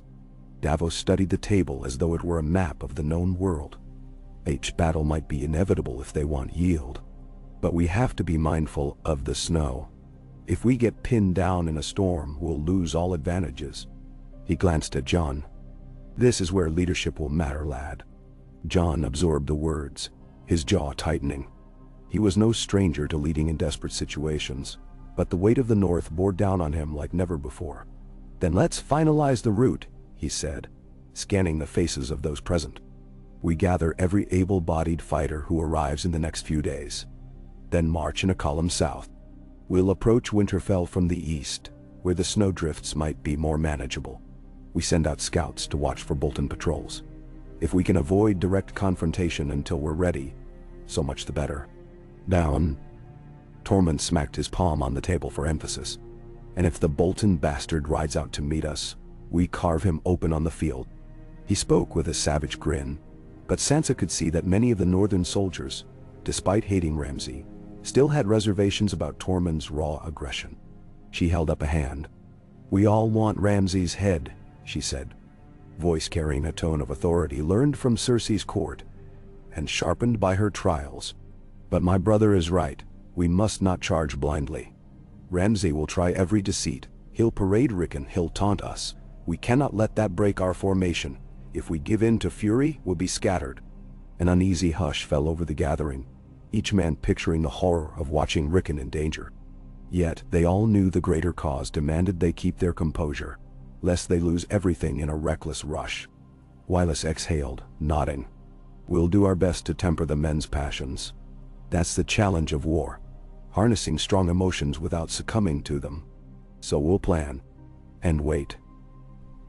Nym? The meeting broke with that solemn understanding. The next few days at Castle Black turned into a flurry of activity as the ragtag force prepared for the march south. Weapons were counted, sharpened, and allocated. Wildling hunters ventured out into the bleak tundra, occasionally returning with scrawny game to supplement the meager stores of food. Wagons were loaded with tents, furs, and other supplies that might hold them through the worst of the coming storms. Davos worried that their provisions were insufficient, but they could no longer delay. Ramsay would only grow stronger if they gave him time. Sansa found herself coordinating with the cooks, ensuring the men had something hot to fill their bellies. She might not have parted on good terms with Petyr Baelish, but she had learned from him the importance of small details. Logistics, morale, and timing could outweigh raw numbers on the battlefield. Whenever Sansa glimpsed Jon, he seemed restless, prowling the castle corridors like a caged direwolf. She knew he worried over Rickon, over the uncertain loyalty of some houses, and above all, over what his newly revealed heritage meant for the future. A day before they were scheduled to depart, she found him alone in the old courtyard. Ghost was by his side, the albino direwolf's ears pricked in alert. Snow was falling heavily, accumulating in slow drifts that ghosted around the walls. "John," she greeted softly, stepping closer. "It's cold out here." Ghost turned his red eyes upon her, but he made no hostile sound. John gave a faint nod of acknowledgement. "Needed some air," he murmured. "It's a lot to take in." She came to stand next to him, looking up at the swirling flakes. In the half-light, the snow seemed almost luminescent, turning the yard into a dreamscape of gray shadows and white dust. "I know," she said gently. "You've been pushing yourself. I worry you'll collapse if you don't rest." He let out a breath that might have been a half-lap. "I'll rest once Rickon is safe. Once Ramsay is gone. Once the Night King is dealt with." His voice quavered on that last phrase, the horrors beyond the wall overshadowing even the dire situation in the north. "Do you ever think we're fighting the wrong war, Sansa? The bigger threat lies in the Whites. But how can we turn our back on Winterfell?" She placed a hand on his shoulder, the thick fabric of his cloak scratchy beneath her palm. "Winterfell is our home. The Boltons are a threat we can't ignore. Even if the night beyond the wall is darker than any of us can imagine, we have to defend what we can while we can." He didn't reply immediately, and the hush between them stretched out. The wind gusted, ruffling Ghost's fur. Finally, John spoke in a subdued voice. "It's just that sometimes I think about all the lives hanging in the balance. Ours, Rickon's, Bran's, all of us. And now this Targaryen thing. I wonder if it's a sign that I'm meant to do more than fight for the North. But that's all I've ever wanted to do." Sansa turned to face him fully, searching his eyes. In the half-light, she saw the same brother she had known in childhood. Uncertain, serious, guarded. Yet beneath that, something new. A flicker of destiny, perhaps. A burden he did not want, but carried nonetheless. "I don't know what the gods have planned for you," she admitted quietly. "But I do know that the North needs you and I need you. So does Rickon. So does Bran. Even Arya, wherever she is. You may have the blood of kings in your veins, but you also have the Stark spirit. And we are so few of us left." That seemed to resonate with him. His features softened, a faint light shining behind his eyes. He nodded, placing a hand over hers. "You're right. One step at a time. We reclaim Winterfell, we save Rickon. Nadermarwarjand." She tightened her hand around his, wishing she could shield him from the myriad pressures converging on him. But all she could do was stand beside him, share his burdens in whatever measure she was able. In that moment, she felt a surge of gratitude for him. Her once-lost brother, now discovered to be something else entirely, yet still so deeply her family. She leaned up and kissed his cheek, a simple gesture of solidarity. John exhaled slowly, closing his eyes for a heartbeat before stepping back. "We march at dawn," he reminded her gently. "I'll see you then." She nodded. Ghost let out a quiet whine, and the two of them turned to head back inside, leaving Sansa standing alone in the snow for a while longer. She took that time to breathe, to let her thoughts settle, to mentally prepare for the journey south. Her memories drifted to Winterfell, to the snow-covered courtyard of her childhood, to her father's voice echoing within those old halls. She remembered once chasing after Arya, calling her name, trying to scold her for stealing needles and thread. She remembered the crisp morning air, the laughter, the sense of belonging. Things she had lost and was now fighting to regain. At last, the cold drove her indoors. Dawn was not far off, and her body needed whatever rest it could find. Tomorrow, they would march. Tomorrow, they would set forth to reclaim Winterfell and face Ramsay Bolton on the battlefield. And with each step, the rumor of Jon's lineage would spread further, strengthening some hearts, sowing confusion in others. Whatever the outcome, the pieces were set in motion, and the North held its breath. Dawn arrived in a haze of silver light, the sky heavy with low-hanging clouds, that threatened further snowfall. The courtyard bustled with activity, men tightening saddles, checking stirrups, loading wagons. Davos moved among the throng, dispensing last-minute instructions. Tormund bellowed at a group of wildlings to hurry along, calling them lazy goats in his most endearing tone. Wylis Manderly stood by, speaking with several of his knights, their breath puffing out in clouds that vanished in the chill air. A hush of expectation fell whenever Jon or Sansa passed by, as though their presence confirmed that this was truly happening. Bran emerged from the keep, bundled in furs, eyes weighed by fatigue. Mira guided him to a small sleigh they had readied for him, drawn by two sturdy ponies.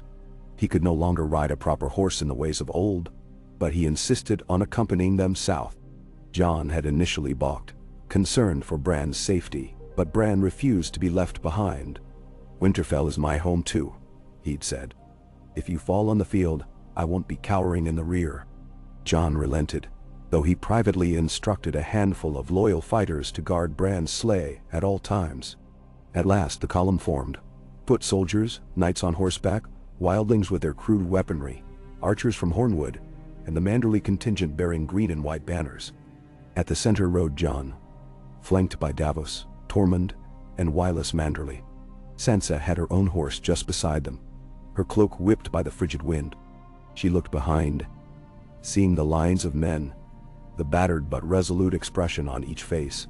The sheer scale of it sent a jolt of both pride and fear through her. She remembered the laughter of the Lannisters as they boasted of their mighty armies. She recalled how small Robb's host had sometimes seemed in comparison. But now, for the first time since Robb's defeat, she sensed a glimmer of real hope. Wordlessly, Jon lifted his hand. The gates of Castle Black swung open, and the expedition began its march.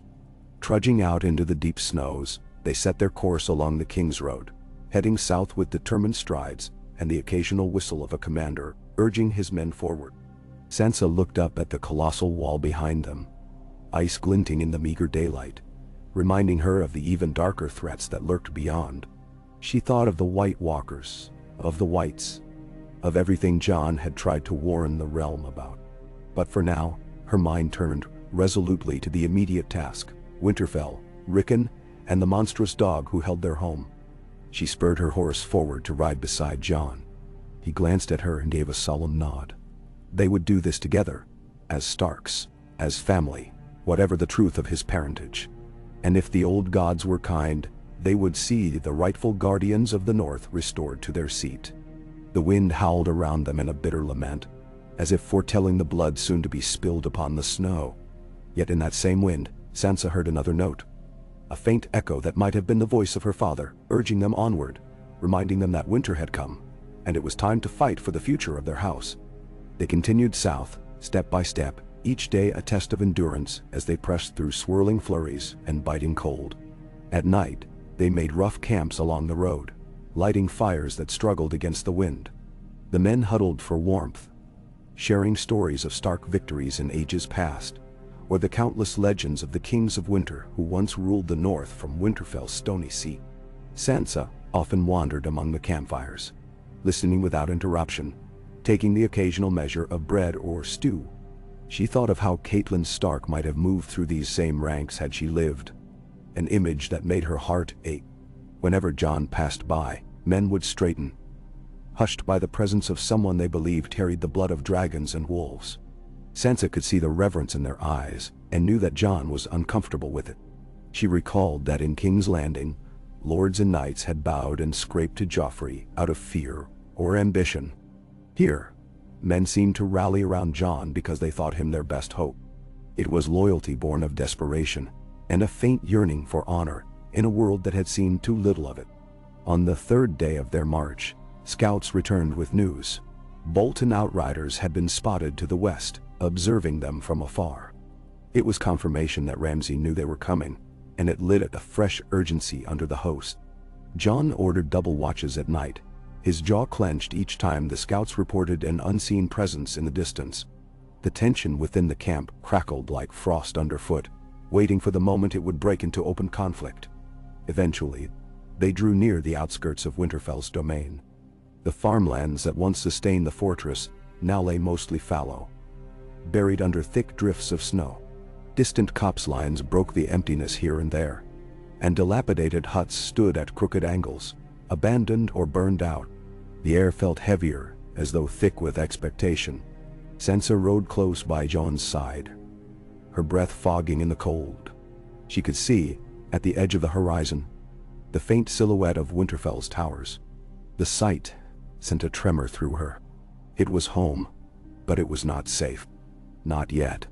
They made camp for what they hoped was the final night before confrontation.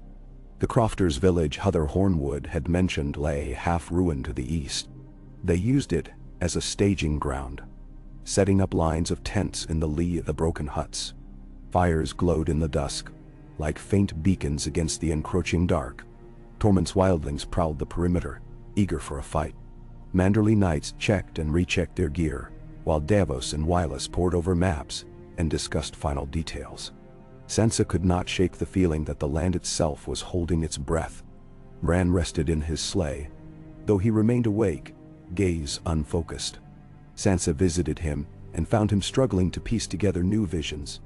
"They're so close," he murmured, rubbing his temple. "I can feel them. The weirwood in the Godswood at Winterfell calls to me. And I feel Rickon's fear, or is it my own?" She knelt beside him, offering what comfort she could, though her own heart pounded with dread. "Hold on to your strength," she whispered. "We'll need you tomorrow." Night settled in, and the cold pressed down with unrelenting force. Some men complained of numb fingers and toes, others simply huddled closer to the fires. The wind tore at the tents, rattling the crude frames. Sansa found her own small tent near Jon's. She had no appetite but forced herself to chew a bit of dried meat. She knew she needed her strength, for tomorrow would likely test them all. She sat on a small crate, arms wrapped around herself, listening to the muffled sounds of the camp. The low murmur of voices, the occasional ring of steel being tested, the fretful whinny of horses. She tried not to think of what Ramsay was doing that very moment, whether he was laughing over some cruel plan, relishing the chance to lure them into a trap. She closed her eyes, recalling the old times. Her father at the head of the table in Winterfell's great hall, her brothers bickering good-naturedly, Arya poking at her dinner with her fork, the wind whistling outside against solid walls. It felt like a different lifetime. A rustle outside her tent flap brought her back to the present. Jon ducked in, breath steaming, face stern.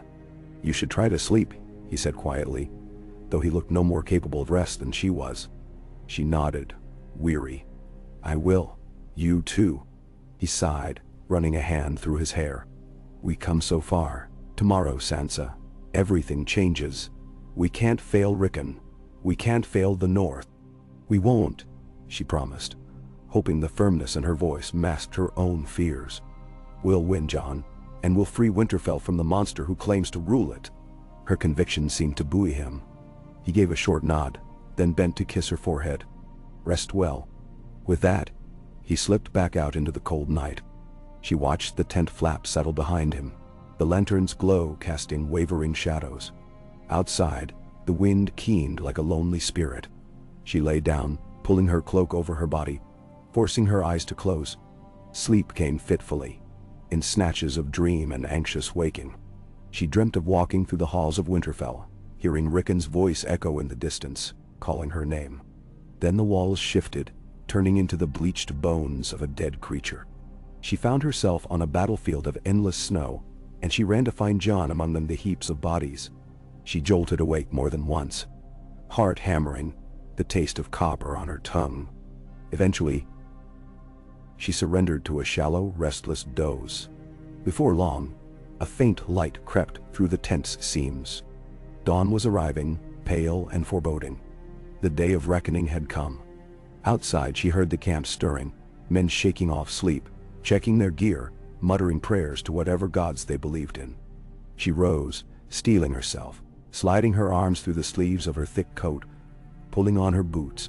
When she stepped from the tent, the cold air stung her face like a slap. Gray clouds hung overhead, promising snow. Men were already forming ranks, guided by Davos and Wylis. Jon stood with Tormund near a slight rise of ground that overlooked the makeshift encampment. conferring about final positions. Ghost paced at Joan's side, hackles raised as though sensing the tension crackling in the air. Sansa swallowed her uncertainty and moved to join them. Jon glanced at her, his gaze searching. "Ready?" he asked. She forced a nod. "As I'll ever be." He looked over at the lines of soldiers forming up, then back at her.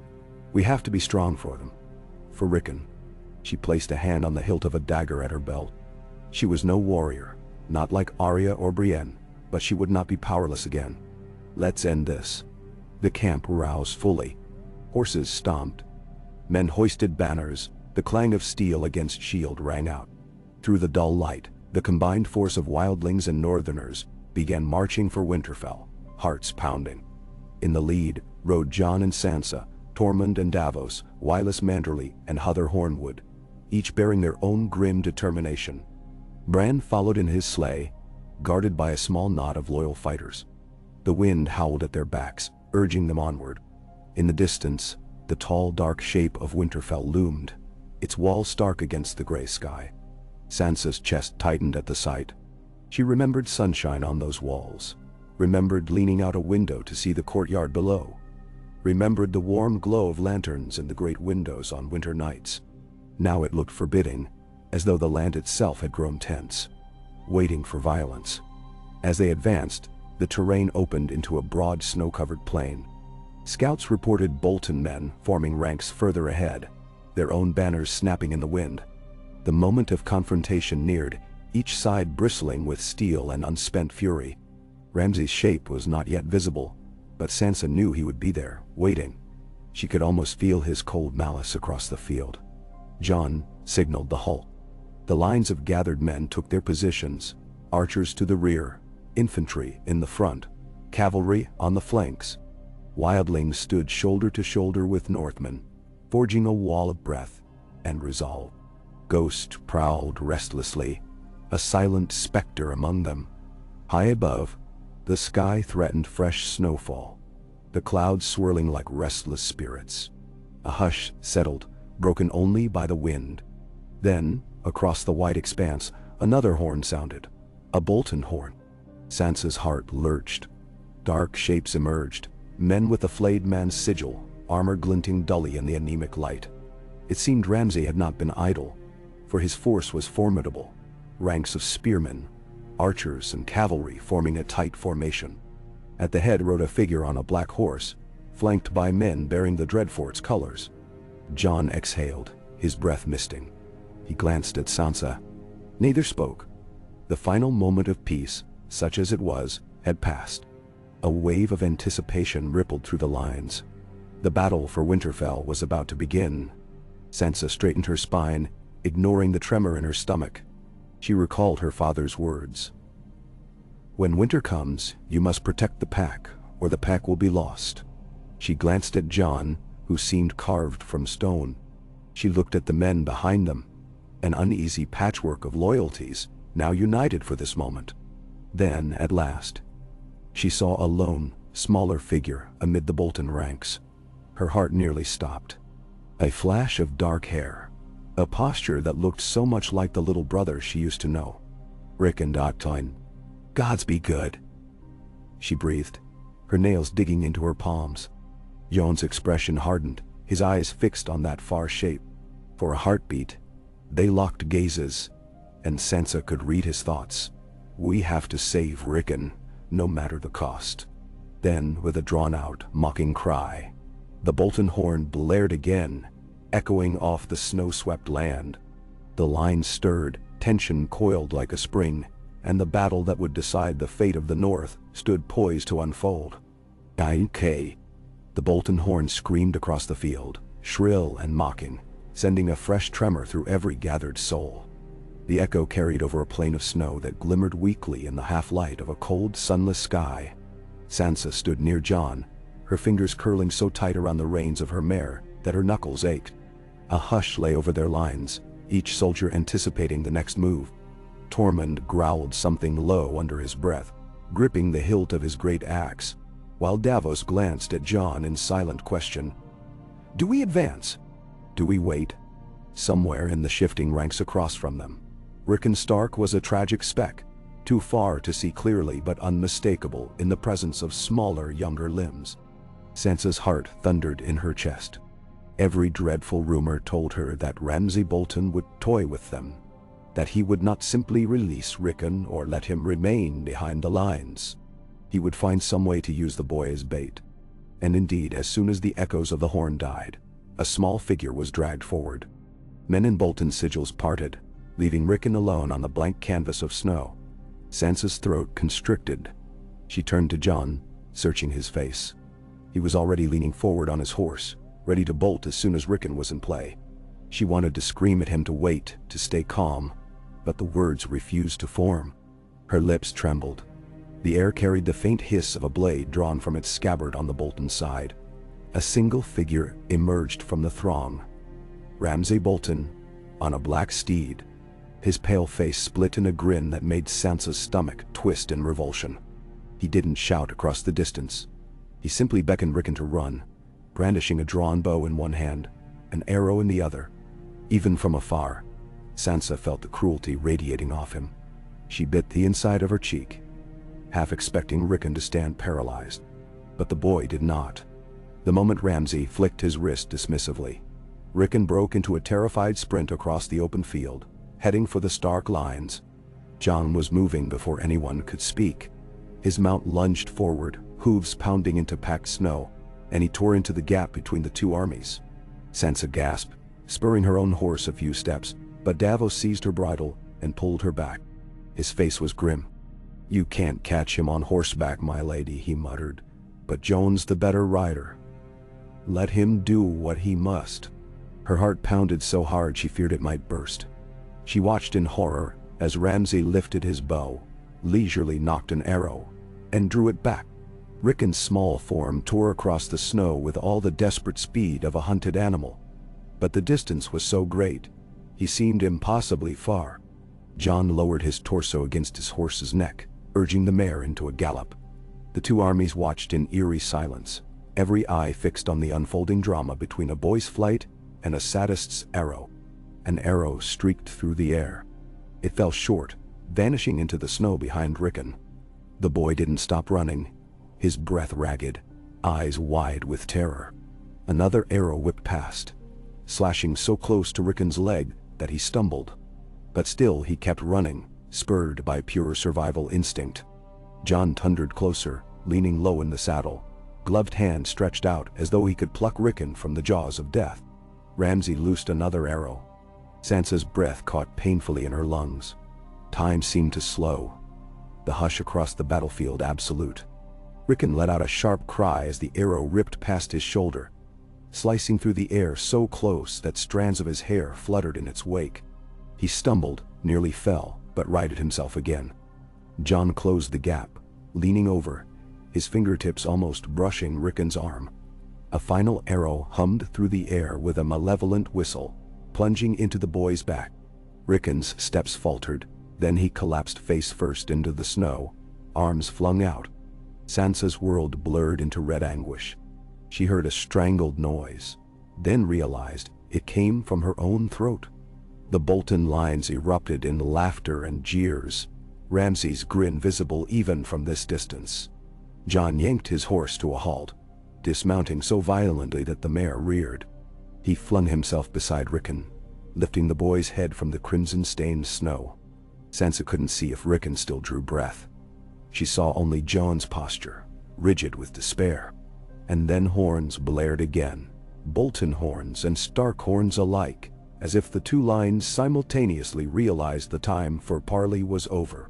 The Bolton forces launched forward in a wave of steel. Jon stood exposed in the center of the field. Sansa screamed his name, but he did not move from Rickon. He did not see the tide of cavalry bearing down. Her tears froze on her cheeks as she kicked her mare's sides, trying to urge it forward, but too many men pressed around her. Tormund bellowed an order. Davos shouted to the archers. The lines surged forward to meet the charge, men howling for vengeance. Jon at last laid Rickon gently down, closed the boy's unblinking eyes, and rose. He drew Longclaw, that ancient blade of House Mormont which had become his own. A single figure in black furs against a sea of Bolton cavalry, He held his ground as if daring the entire cavalry to ride him down. The image etched itself into Sansa's vision forever. She was half convinced she was about to watch him die. Then the Stark forces thundered past him in a rush of hooves and roars. Horses collided with men, lances shattered, arrows sliced overhead. The entire field dissolved into chaos. Sansa found herself swept into the melee, half blinded by tears, half crazed with fury. She clutched the reins, guiding her mare around the flank where Davos and a knot of Manderley knights tried to form a wedge. She saw Tormund leading a savage band of wildlings, their axes and spears cutting a bloody swath through the Bolton ranks. Above the clamor, horns and screams, and the clash of steel formed a cacophony that ripped away the frigid silence of the morning. From somewhere behind the lines, men carried Bran forward in his sleigh. He would not stay behind.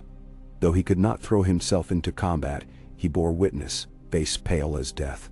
Sansa prayed he was far enough back to be safe from flying arrows, but in such chaos, safety was a dream. She lost sight of him in the swirl of mounted soldiers, hacking at each other. Crossbow bolts whizzing into the fray.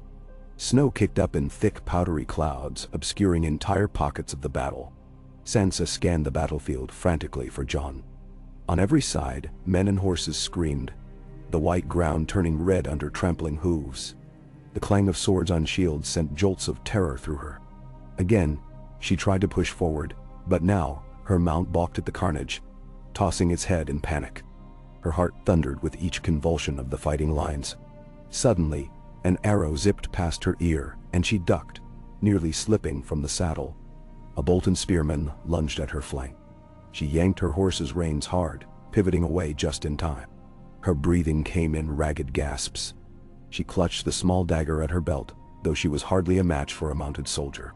Before the spearman could strike again, a Manderley knight rode between them, blade flashing.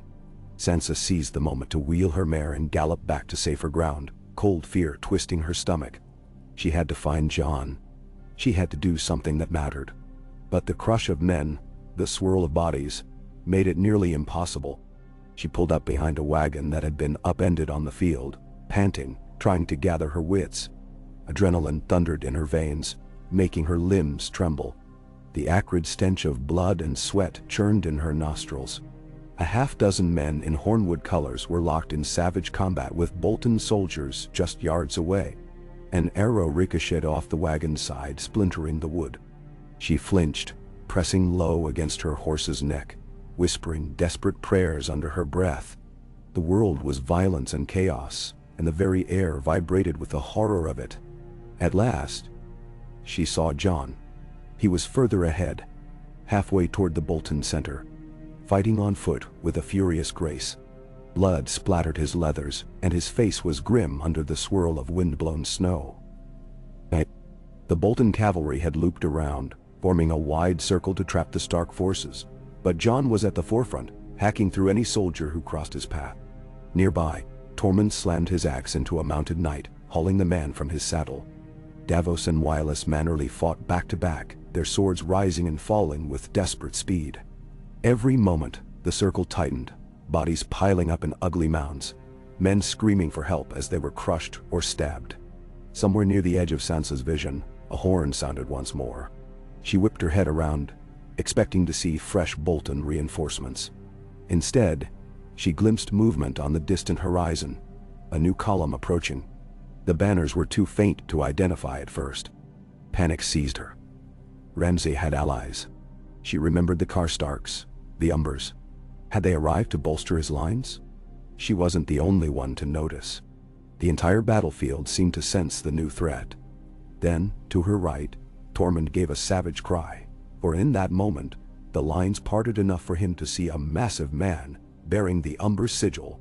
The Greatjon's seat was once loyal to the Starks, but the Umbers had turned coat in the face of threats to their land and the capture of Rickon. Sansa's breath caught as she realized these newcomers might be the combined Karstark and Umber reinforcements, come to seal the Starks' doom. But as the column drew closer, something about their formation looked unsteady, uncertain, as if not all the riders wore the same colors. The horn sounded again. The swirl of confusion around the battlefield intensified. A sudden lull in the fighting swept over the snow, as both sides tried to gauge what was coming. Sansa guided her horse toward Jon's position, weaving around fallen men, trying not to look too closely at the lifeless faces. She found him, panting and covered in grime, in the center of a ring of Bolton spearmen. He spun, long claw raised, ready to defend himself. She shouted his name, her voice raw. He glanced up, saw her, nodded to acknowledge her presence, but he was pinned by the encroaching ring. Then the new force reached the edge of the chaos. Sansa craned her neck, scanning the lead riders.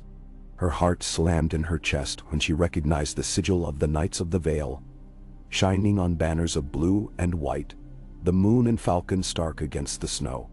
At their head rode Petyr Baelish, flanked by a stern-faced Jon Royce and lines of steel-clad knights. Shock rocked her system. She had neither forgotten nor forgiven Baelish for his betrayals. Yet here he was, leading a heavy cavalry that could tip the balance of the battle in an instant. The Vale Knights crashed into the flank of the Bolton circle with thunderous force, lances tearing through ranks of men unprepared for the assault. Horses reared and screamed, men scattered, and the once solid ring around Jon splintered. Tormund seized the opportunity, plunging forward with a roar, driving his axe into the chest of a Bolton officer. Davos and Wireless redoubled their efforts, cutting through the confusion with the raw determination of men seeing an unexpected chance to survive. The Bolton forces began to break.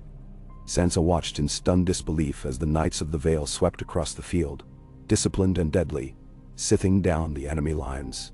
Petyr Baelish himself seemed to remain behind the first wave, letting Lord Royce direct the charge. A wave of savage relief crashed through her.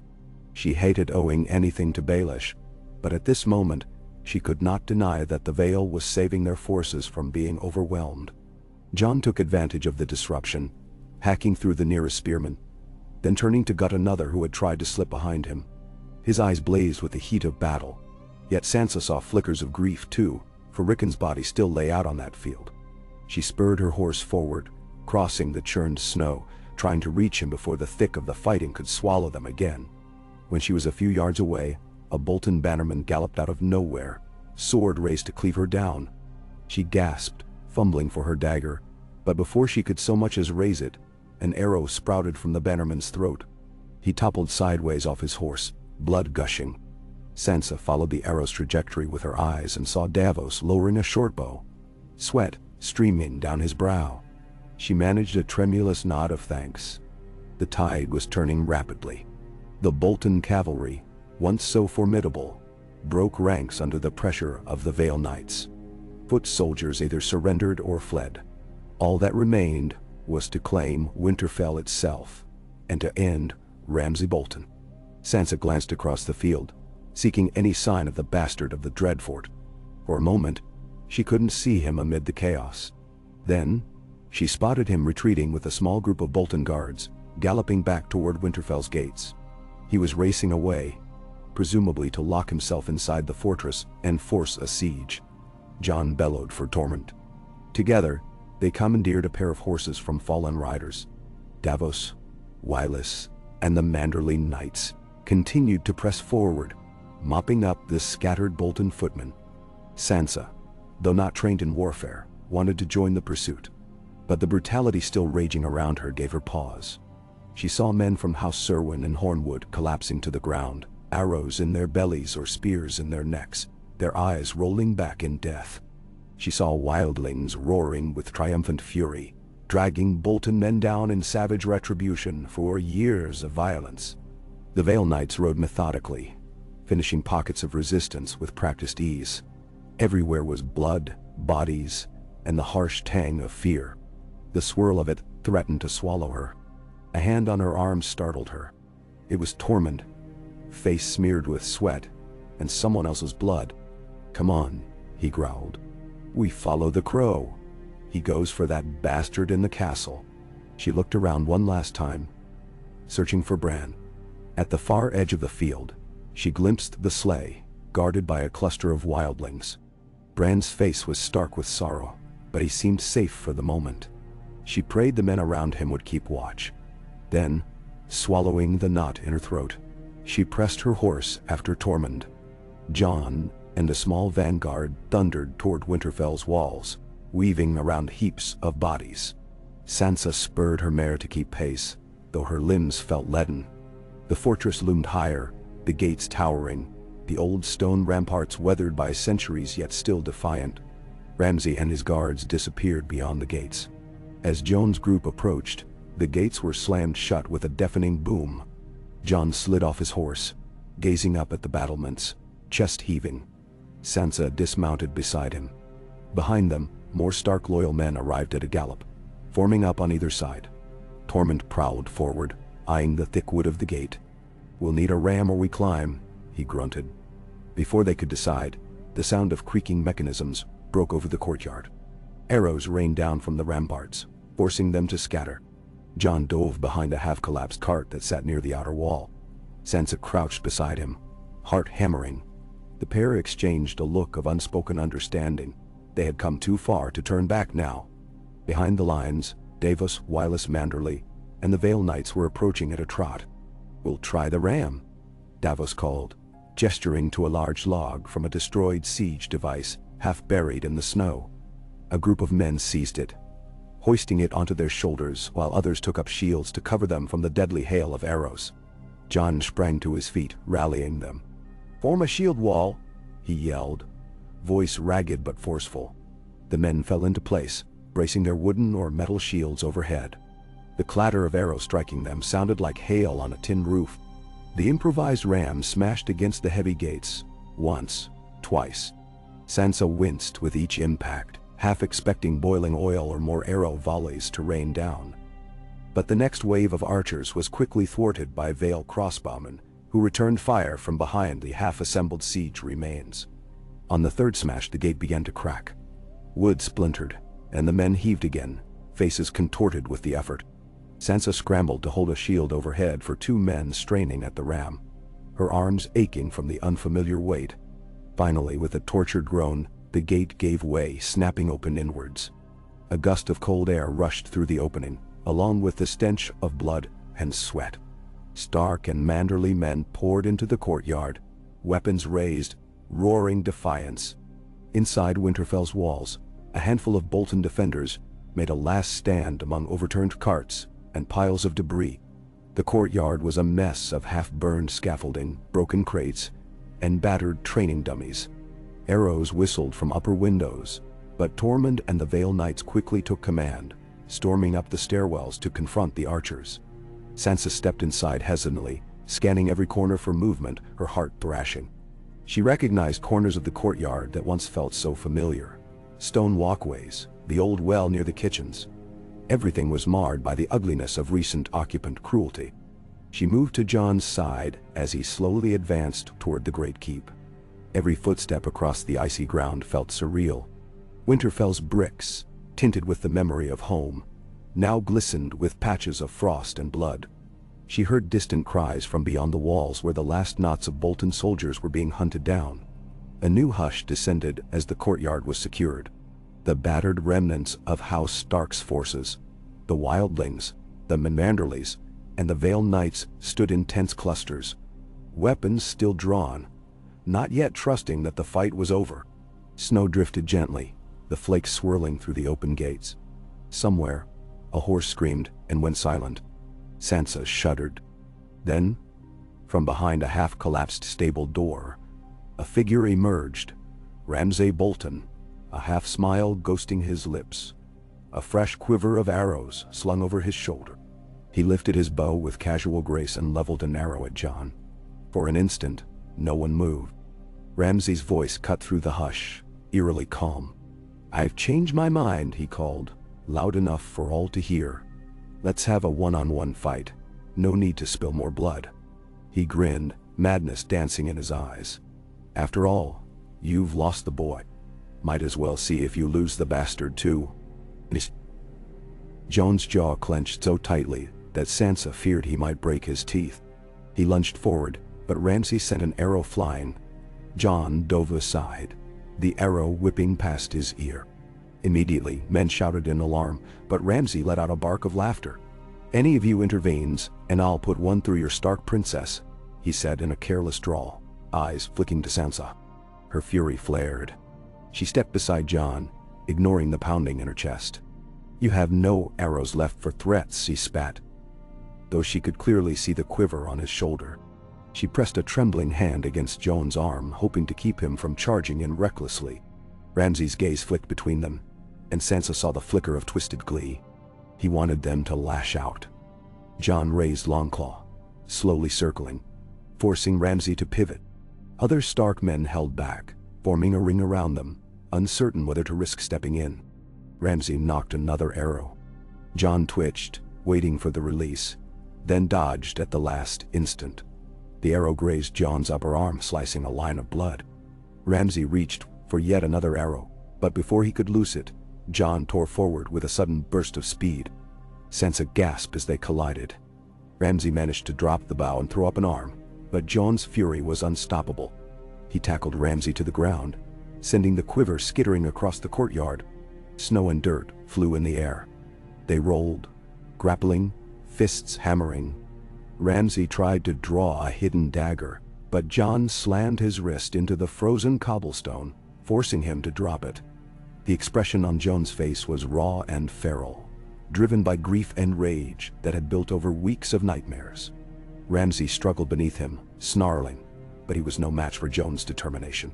Blow after blow fell upon Ramsay's face, each strike dripping with the memory of Rickon's final breath. Sansa took a step forward, her heart pounding. Part of her burned to see Ramsay suffer. He had destroyed her marriage, abused her, killed or maimed countless innocents, murdered Rickon. Yet she also saw the madness in Jon's eyes, the savage part of him unleashed by overwhelming grief. If he continued, he might not stop until Ramsay lay unrecognizable. And perhaps that was what Ramsay deserved. But she reached out, her voice trembling. "Jon, Jon, stop." The ring of onlookers parted slightly, no one daring to interfere physically. Jon paused mid-swing, chest heaving, blood spattering his knuckles. Some of it Ramsay's, some of it possibly his own. Ramsay's face was a ruin, nose twisted, lips split, eyes swollen. But that sick grin still tried to pull at his mouth. Jon stood, panting. He tore Longclaw from its sheath, pressing the point to Ramsay's throat. Silence stretched. Sansa found herself holding her breath, uncertain if Jon would end it here and now. Slowly, Jon lowered the blade. He looked at Sansa, eyes shining with tears he wouldn't shed openly.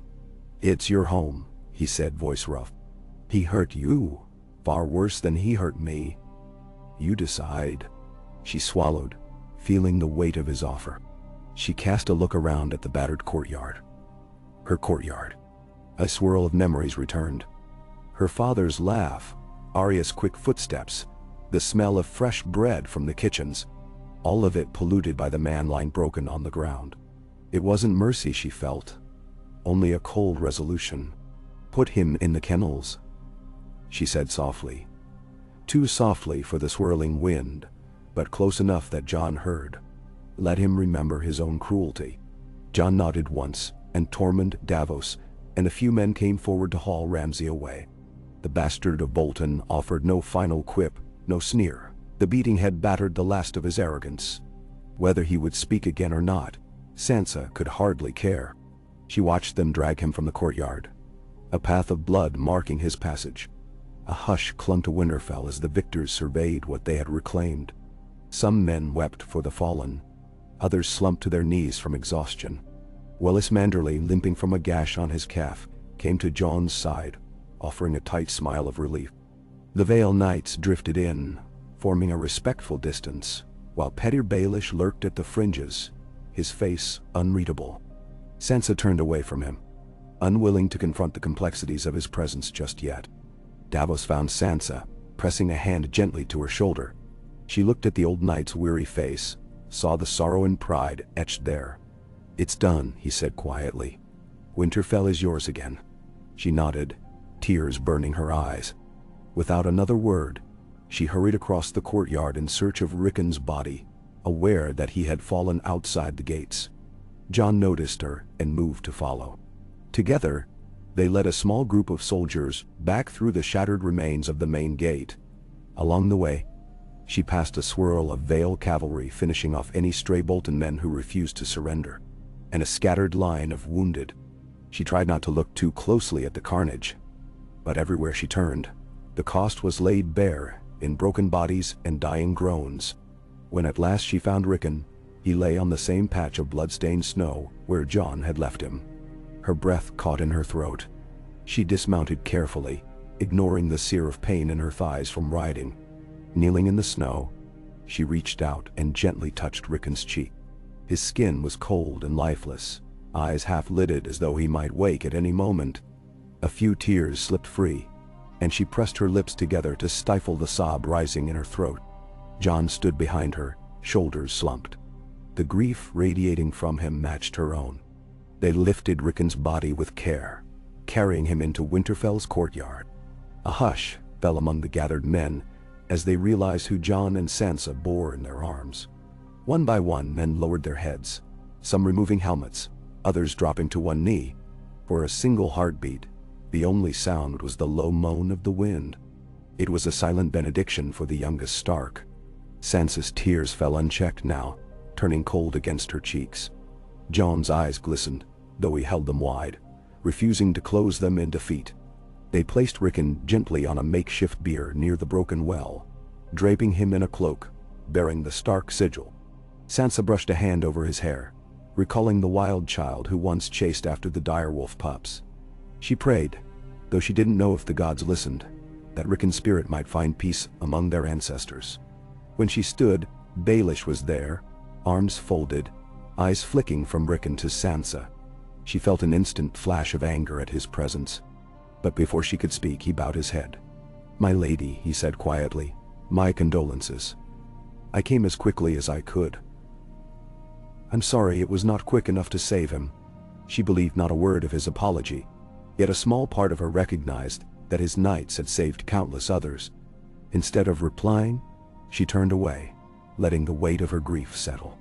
A commotion near the gates made her look up. Several wildlings escorted Bran's sleigh into the courtyard.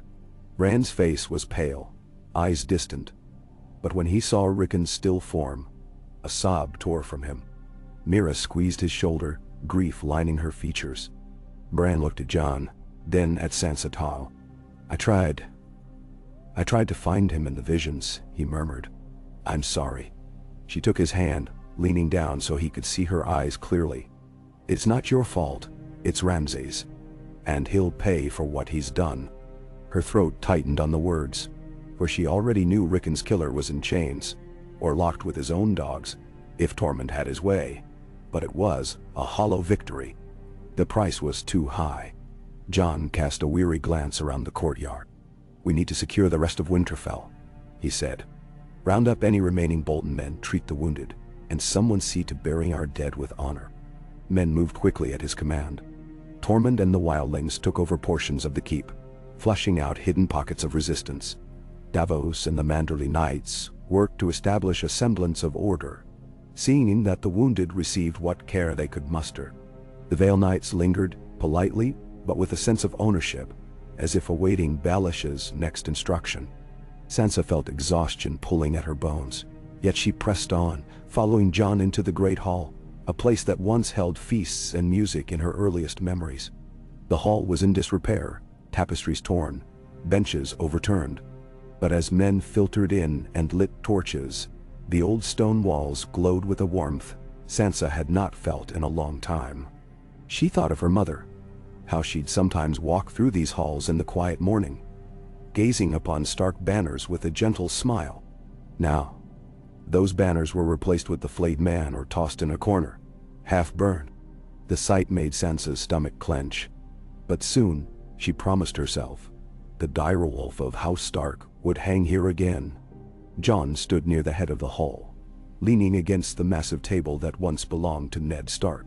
His hair was matted with blood, his leathers soaked and torn.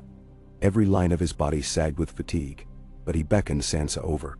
Quietly, he asked her to help him coordinate the next steps. The immediate disposal of the flayed man banners, the search for any surviving loyalists among the staff. This was her area now, restoring a sense of home. She gave him a curt nod and set to work. summoning what remained of her wits. She mustered a handful of Winterfell servants who had been cowering in corners or locked away in cramped closets, terrified of the Boltons. They emerged slowly once they saw the Stark banners returning. Night fell at last over a subdued broken fortress. The forces loyal to House Stark still buzzed with the aftermath of war, tending injuries, collecting the fallen. Many huddled in corners of the courtyard, seeking shelter in the remnants of storehouses.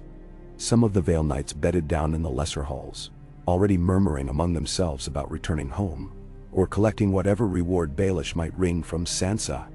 She tried not to dwell on that. Tomorrow would bring new dilemmas, and she was too numb to face them yet. Jon found her by the fire in what used to be the old library. The roof had partially collapsed, leaving debris strewn across the floor. She was methodically picking up fallen books, dusting them off, trying to salvage anything that once felt like home. The fire crackled in a makeshift brazier. When Jon approached, she glanced up, eyes rimmed with red. "I can bear to see them trampled," she murmured, half apologetic. He offered a faint nod, his voice gentle. "We have to rebuild, piece by piece." She swallowed the ache in her throat. "What about Ramsay?" Jon's expression hardened. "He's locked in the kennels, under guard. I wanted to kill him, but..." "I remembered what you said." She set aside a dusty tome. "I want to see him," she said, surprising herself with how firm her voice sounded. Jon's gaze flickered with uncertainty. "Are you sure?" "I need to. Yeah. For myself. For Rickon. Namisart." He didn't argue. Instead, he extended a hand to help her up, and they walked together through corridors that had once been warm and echoing with the everyday clatter of Winterfell's life. Now, the torchlit passages were lined with cracks in the walls, dark stains on the floor, and the lingering stench of fear. They passed men in stark cloaks stationed at doorways, each bowing respectfully to Jon and Sansa as they went by. The kennels lay beyond the old stables. A thick door, reinforced with iron, led into a dim corridor of caged cells where the Boltons had housed their fearsome hounds. Sansa caught the reek of waste and dog fur the moment she stepped inside. At the end of the corridor was the largest pen, and there she saw him, slumped against the bars. Ramsay Bolton, hands bound behind him, face swollen and bruised beyond easy recognition. A guard stood watch, eyes fixed on the traitor. He moved aside as Jon and Sansa approached, granting them space. Ramsay stirred, lifting his head with difficulty. Even in this pitiful state, his gaze glinted with a hint of the old sadism. Sansa recalled every torment, every bruise he had put on her body, every insult and humiliation. She recalled how Rickon died, running from Ramsay's arrows. Rage and loathing flooded her veins, yet she kept her back straight. She would not give him the satisfaction of seeing her tremble. Jon stayed back, letting Sansa step closer to the bars. She stared at Ramsay, saying nothing for a long time. The hounds, penned in adjacent cages, growled low, unnerved by the tension. At length, Ramsay broke the silence, voice rasping through bloodied lips. "Hello, my sweet wife," he muttered, spitting out a tooth fragment. "Come to gloat? Come to watch me die?" Sansa breathed carefully, willing herself not to shrink at his word. "I have come to see justice done," she said, her tone steady. "You murdered my brother." He tried to grin but winced at the pain. "Your brother? Your dogs? Your entire family? What did you expect?" He coughed, flecks of blood staining his chin. "The only difference between you and me is that I won." For a time, she felt something in her snap. She stepped even closer, her eyes ice cold. "You've lost," she said. "House Stark stands. House Bolton doesn't." She nodded to the guard who opened the cage door. Ramsay's eyes flicked in alarm. He shifted, struggling to rise, but his legs were bound at the ankles. Sansa stepped inside, though Jon hovered just behind her, an unspoken promise of protection. A rancid stench of filth clung to Ramsay's battered clothes. She forced herself not to recoil. Slowly, she knelt, leveling her gaze at him. "You wanted me broken," she whispered. "But I'm not. You took Winterfell, but we reclaimed it. You threatened everything I love, But you couldn't kill it all. No system to dinosaur. Ramsay let out a ragged chuckle, though it ended in a hacking cough. You know me, Sansa, he croaked. I always have a trick up my sleeve. She glanced at his bound arms. He had no sleeves left, only torn cloth, congealed blood, pitiful remains of dignity. No more tricks, she said. All your men are dead or captured. You have nothing left. His breath rattled, and for a moment, real fear flickered behind his eyes. Then, with a surge of hateful energy, he hissed, "Then finish it. Or perhaps you'd prefer to let me starve here. Either way, I'll haunt you." "No." Sansa rose, looking down at him. "I prefer to let you face what you've created." She nodded to Jon, who came forward. "He doesn't deserve a quick death," Sansa continued, her voice trembling only slightly. "He deserves to feel what it's like to have everything he used twisted against him." Jon studied her expression. "We can lock him away, but if we leave him alive, he'll face trial under stark justice," she said. "We have to be better than him." Jon's eyes searched hers. He lowered his head in agreement, though a muscle in his jaw twitched. "We'll keep him here under heavy guard. We'll decide his fate when we have the strength to hold a proper court. In truth, there might be no official tribunal in these war-torn times, but at least they would not stoop fully to Ramsay's depravity." She met Jon's gaze with gratitude, feeling some measure of closure weave through her. Then she turned back to Ramsay, who bared his broken teeth, still trying to appear menacing. "You'll wish you killed me now," he choked. "I will always be in your mind, Sansa. Your nightmares." "That a woman." She stared at him a moment longer, recalling her darkest nights. The fear, the cruelty. Yet, she felt a quiet strength rising. "Not forever," she whispered. "Not anymore." She exited the cage with Jon, the door clanging shut behind them.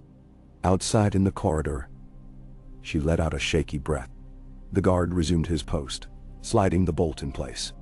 Jon rested a hand on her shoulder, concern etched in his face.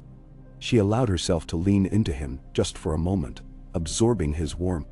Then they walked out into the open air, where a crisp wind stole the breath from her lungs. Night cloaked Winterfell, but torches glowed in windows that had been dark for too long. The courtyard was quieter now, though the wounded still groaned, and men carried bodies to a side yard for burial preparation. The direwolf banners had been found, or hastily sewn, and they once more hung over the ramparts. Sansa gazed up at them, a weight lifting from her chest. It was not complete joy, not while Rickon lay dead, and so many had fallen, but it was a step toward reclaiming what was lost. They made their way to the Great Hall, where Tormund, Davos, and Woilis manderly conferred with a handful of their most trusted men. Baelish stood off to one side, as though uncertain whether he was welcome. The conversation quieted when Jon and Sansa appeared. Tormund's wild hair clung to dried blood at the tips. He offered a short nod, relief shining in his eyes. Davos sighed, shoulders sagging, while Woilis gave a solemn bow. "What now?" Tormund asked, voice echoing slightly in the cavernous space. "We've got men in need of rest. We've got dead to bury, and that big old castle to pick the fleas out of." "Mwan." Jon cleared his throat.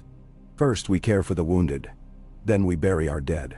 Tomorrow we'll hold a funeral for Rickon, and for every man who fell. We'll begin to rebuild, to restock. The winter is only getting harsher." Sansa nodded, hugging her arms around herself. "We'll gather the remnants of the Stark household.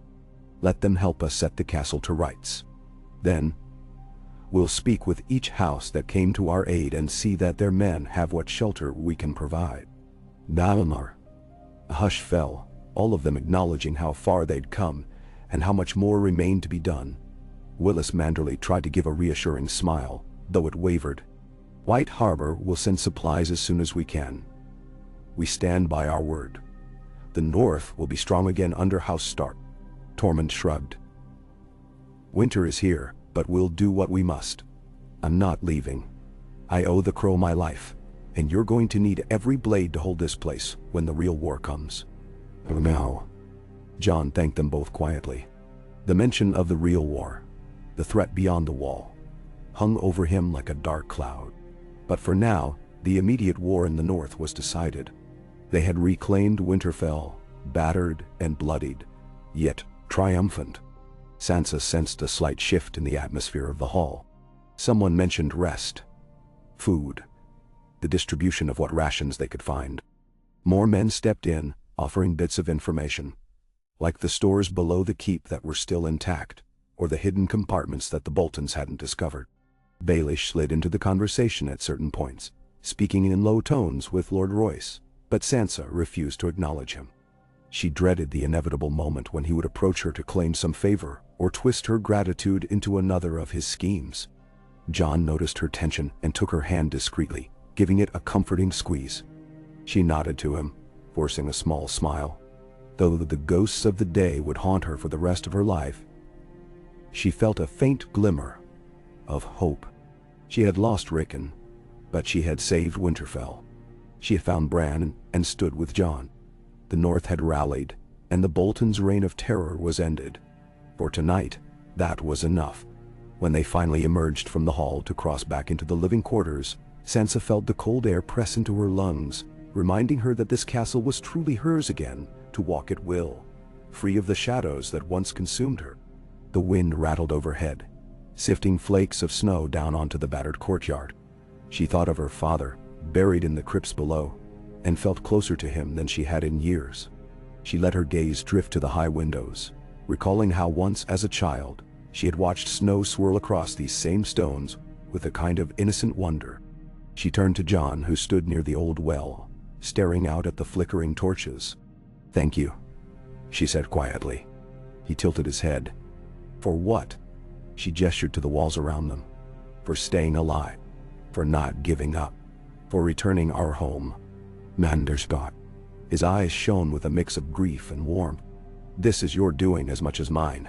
If it wasn't for you, I..." He trailed off, unable to finish. There were too many unknowns. Too many ways they could have failed. He cleared his throat. "We should get some rest, Sansa. Tomorrow will be hard." She nodded, exhaustion sinking into her bones. Indeed, tomorrow they would bury Rickon. Tomorrow they would stand in the snow and watch the pyres for all who had fallen. Tomorrow they would try to mend the fractures of the North, to gather new strength for the battles looming.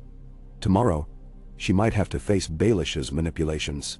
But for tonight, they had Winterfell, battered though it was, and it belonged once more to the blood of the Starks. She bid Jon good night, and slowly made her way to the bedchamber that once was hers, though it felt haunted by memories.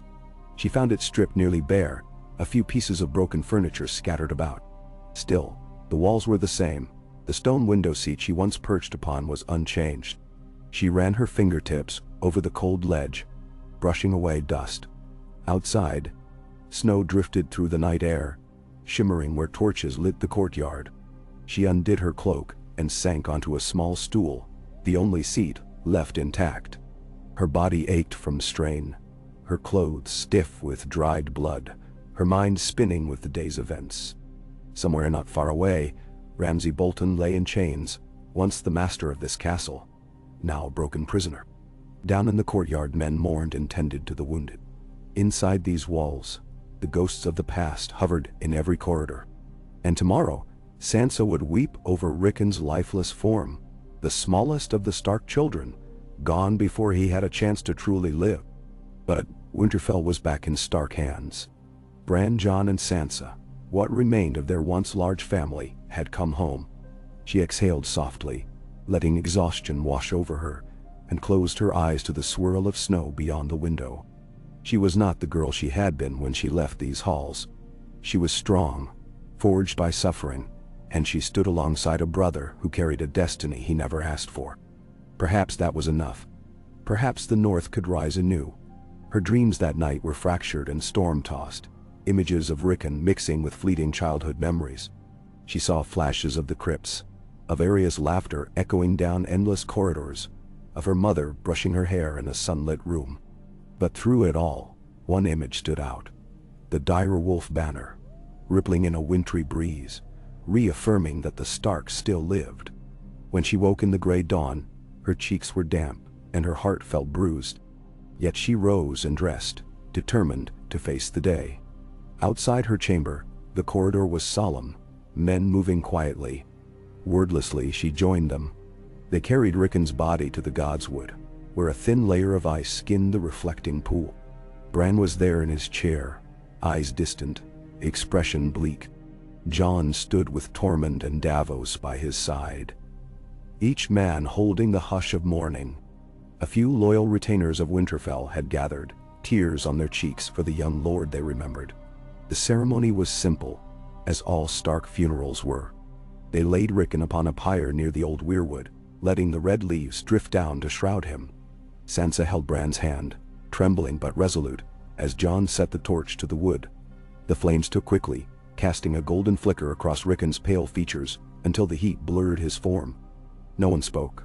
The hush carried all the words that might have been said. Sometime later, when the fire burned low, they moved on to the mass burial for soldiers of the North who had perished. Another grim duty, another tear in the tapestry of war. Through it all, Sansa felt Jon's presence, steady and warm, anchoring her grief. Across the courtyard she saw Baelish watching with a calculating glint in his eye, but she refused to let him taint this moment. When the ceremonies were done, and the men began clearing away the ash and debris, Sansa retreated to the ramparts, searching for solace in the brisk wind. She gazed out over the snowy fields where the battle had taken place. Smoke rose from pyres in the distance, marking the places where Bolton men were also burned or buried. The magnitude of it weighed heavily on her, but so did a curious sense of resolve. They had won. They had reclaimed their home and ended Ramsay's tyranny. Her scars would remain, but so would her will to endure. She heard footsteps behind her and turned to see Jon. He came to stand beside her, gazing over the same expanse. For a while, neither spoke. Then he broke the silence softly. "We did it. Winterfell is ours again." She nodded, but at such a cost. He exhaled, watching his breath curl into the chill air. "The war isn't over. The White Walkers." "I know," she said, facing him. "But we'll face them. We'll do it together, Jon, with the North behind us. With Bran safe, and hopefully, if Arya is alive somewhere, she'll come home. We'll face what's coming, all of us." He placed a hand gently on her shoulder. In his dark eyes, she saw the weight of everything they had lost, and the determination to fight for whatever future might remain. "A Stark always keeps fighting," he murmured. "It's what Father taught us." Sansa let the memory of Ned Stark wash over her, giving her strength. She stared out once more at the quiet plain where their victory had been written in blood. Within the battered walls behind them, survivors huddled, forging a new bond, a new start for the North. She closed her eyes, letting the cold wind wrap around her face like a blessing and a warning. There was much to do. Healing wounds both seen and unseen. Rebuilding alliances, preparing for a war that might dwarf everything they had just endured. Yet, for this moment, she allowed herself the smallest ember of hope. She and Jon stood shoulder to shoulder on the ramparts of their home. The direwolf banner snapped in the brisk air overhead. Winterfell belonged to House Stark once again. They had walked through fire and torment to reclaim it.